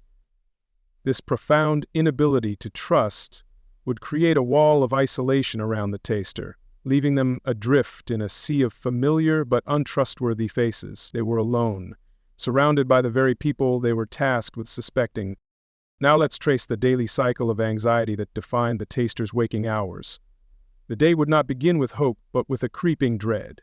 As the time for the emperor's first meal approached, the familiar knot of fear would tighten in their stomach. This was the preemptive terror, the anxiety of the ordeal to come. It was the mental bracing for the possibility that this meal, this day, would be their last. Then came the ritual itself, a spike of pure, concentrated terror. The presentation of the dish, the sensory examination, that awful final moment of taking the first bite. This was the peak of the panic, and it was followed not by relief, but by the agonizing, drawn-out horror of the wait. As we've discussed, this was a period of intense internal scrutiny, where every physical sensation was a potential symptom of a fatal poisoning. If they survived the meal, the relief was fleeting, hollow, because they knew with absolute certainty that in a few hours the entire dreadful cycle would begin again with the next meal, and again after that. Their life was a relentless repeating loop of fear, a conveyor belt of potential deaths. There was no weekend, no holiday, no escape from the tyranny of the imperial meal schedule.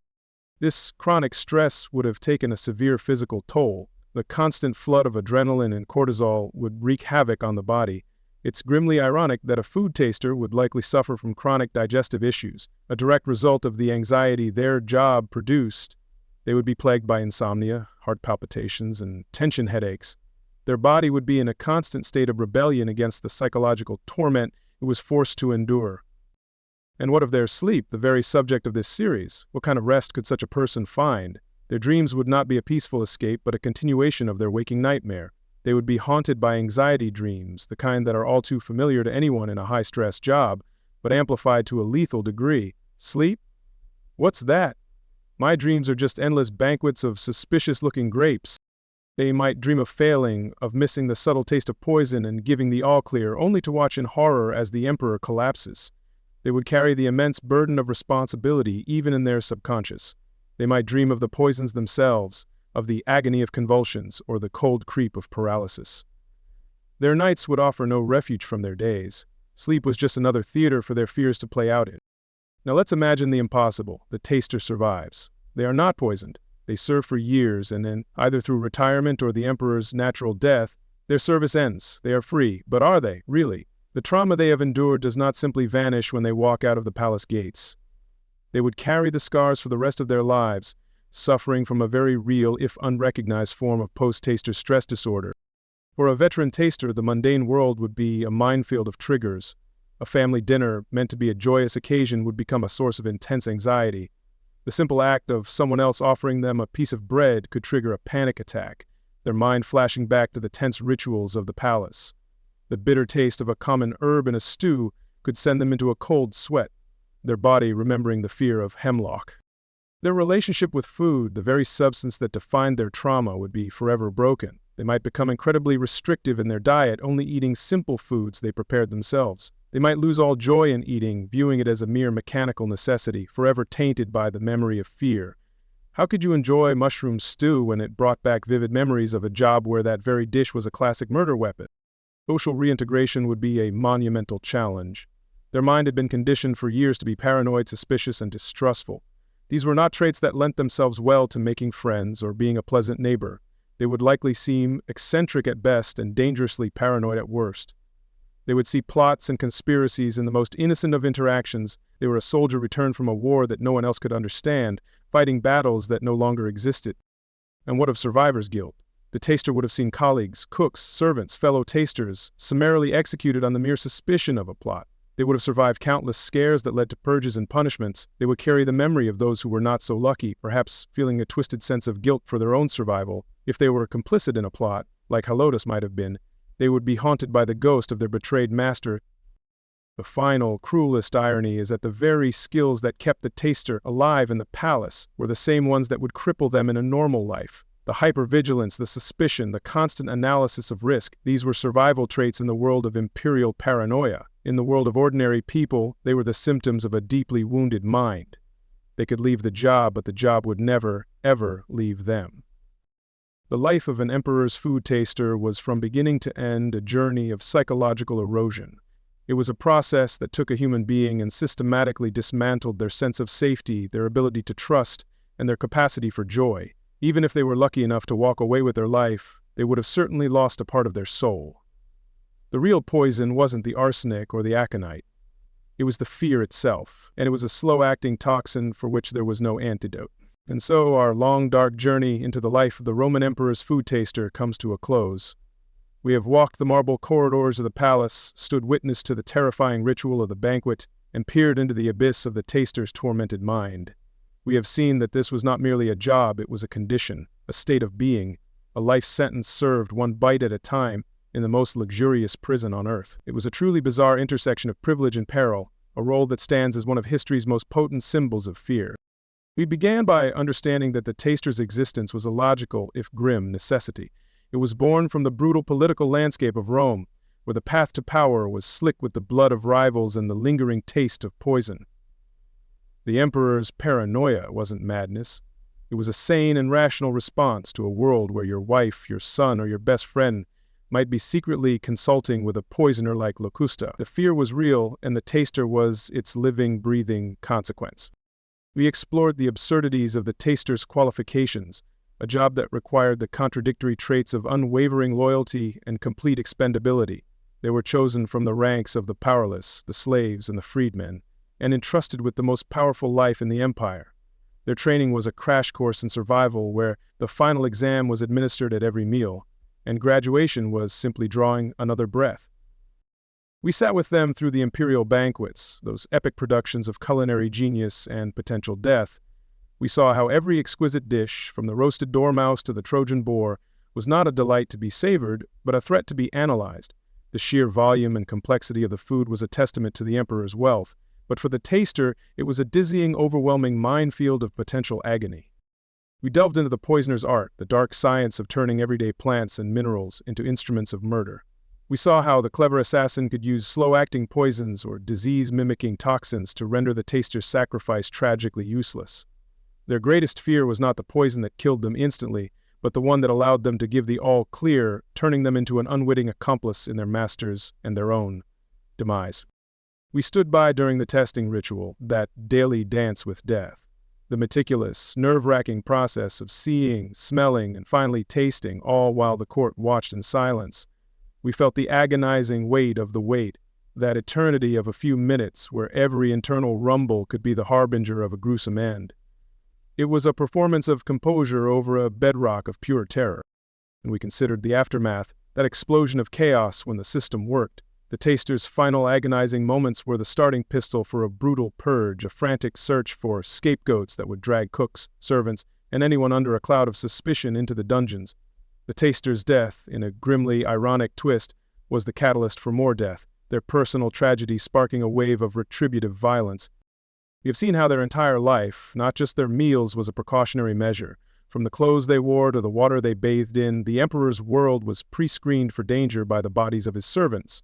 The food taster was merely the most famous specialist in a grand, paranoid ecosystem of human shields, each tasked with absorbing the potential dangers of their master's daily life. This brings us to the ultimate paradox of the taster, the golden cage. They lived a life of material luxury that was the envy of millions. They ate the finest food, drank the best wine, and resided in the heart of power. But this privilege was the very thing that imprisoned them. Every bite of exquisite food was laced with fear. Every night spent on soft silk sheets was a night potentially plagued by nightmares. Yes, the sheets were silk, but they'd soon be soaked in cold sweat. The psychological toll was perhaps the most terrible aspect of all. The constant anxiety, the hypervigilance, the inability to trust, the complete erosion of any sense of safety. It was a poison that attacked the mind and spirit. Even if a taster survived their tenure, they would be forever scarred, suffering from a unique and profound trauma, a post-taster stress disorder that would make a normal life impossible. Their biggest challenge wasn't surviving the job, it was surviving the memory of it. The relationship between the taster and the emperor was a microcosm of imperial power itself, a bizarre bond of absolute necessity and profound inequality. The taster was the emperor's most intimate guardian, yet also his most disposable tool. Their very existence was a constant nagging reminder of the emperor's vulnerability. For all his legions and his titles, the master of the world was a man so terrified that he needed another man to taste his soup. This was a job where success was temporary and failure was absolute. It was a profession where your greatest asset was your own mortality, and where your primary function was to die so that someone more important wouldn't have to.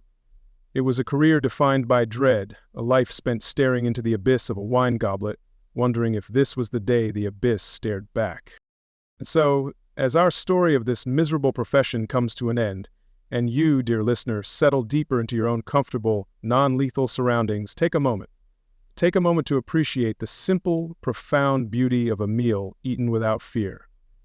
Be grateful for modern food safety regulations, for expiry dates, and for a dining experience that is blissfully free from existential dread.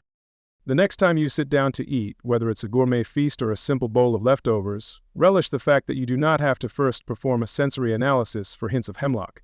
May your meals be delicious, your wine be vintage, and your biggest culinary worry be a poorly seasoned dish or a slightly overcooked piece of fish.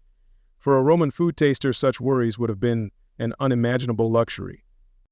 Their meals were gourmet, but the main course was always a question mark. Their life was a privilege, but the price was their peace of mind. Their job security, in the most literal and tragic sense, meant dying. To be a Roman emperor's food taster was to be the living embodiment of paranoia, a human sacrifice on the altar of power. And that truly, hilariously, tragically sucked. Thank you for joining us on this journey into one of history's most dreadful jobs. We hope these dark tales have been a strange and soothing companion as you drift towards slumber. May your own dreams be peaceful, untroubled by the specter of a demanding emperor or the glint of a suspicious-looking mushroom. As you close your eyes, be thankful that your greatest dinner party risk is a boring anecdote, not a fast-acting neurotoxin. Be grateful that your host's intentions are to entertain you, not to test their new batch of poison on you. And be glad that your nightcap is just a nightcap, and not a final, fatal toast. Rest well, quiet chroniclers. May you sleep the deep and untroubled sleep of someone who knows with absolute certainty that no one is trying to poison their breakfast. Good night.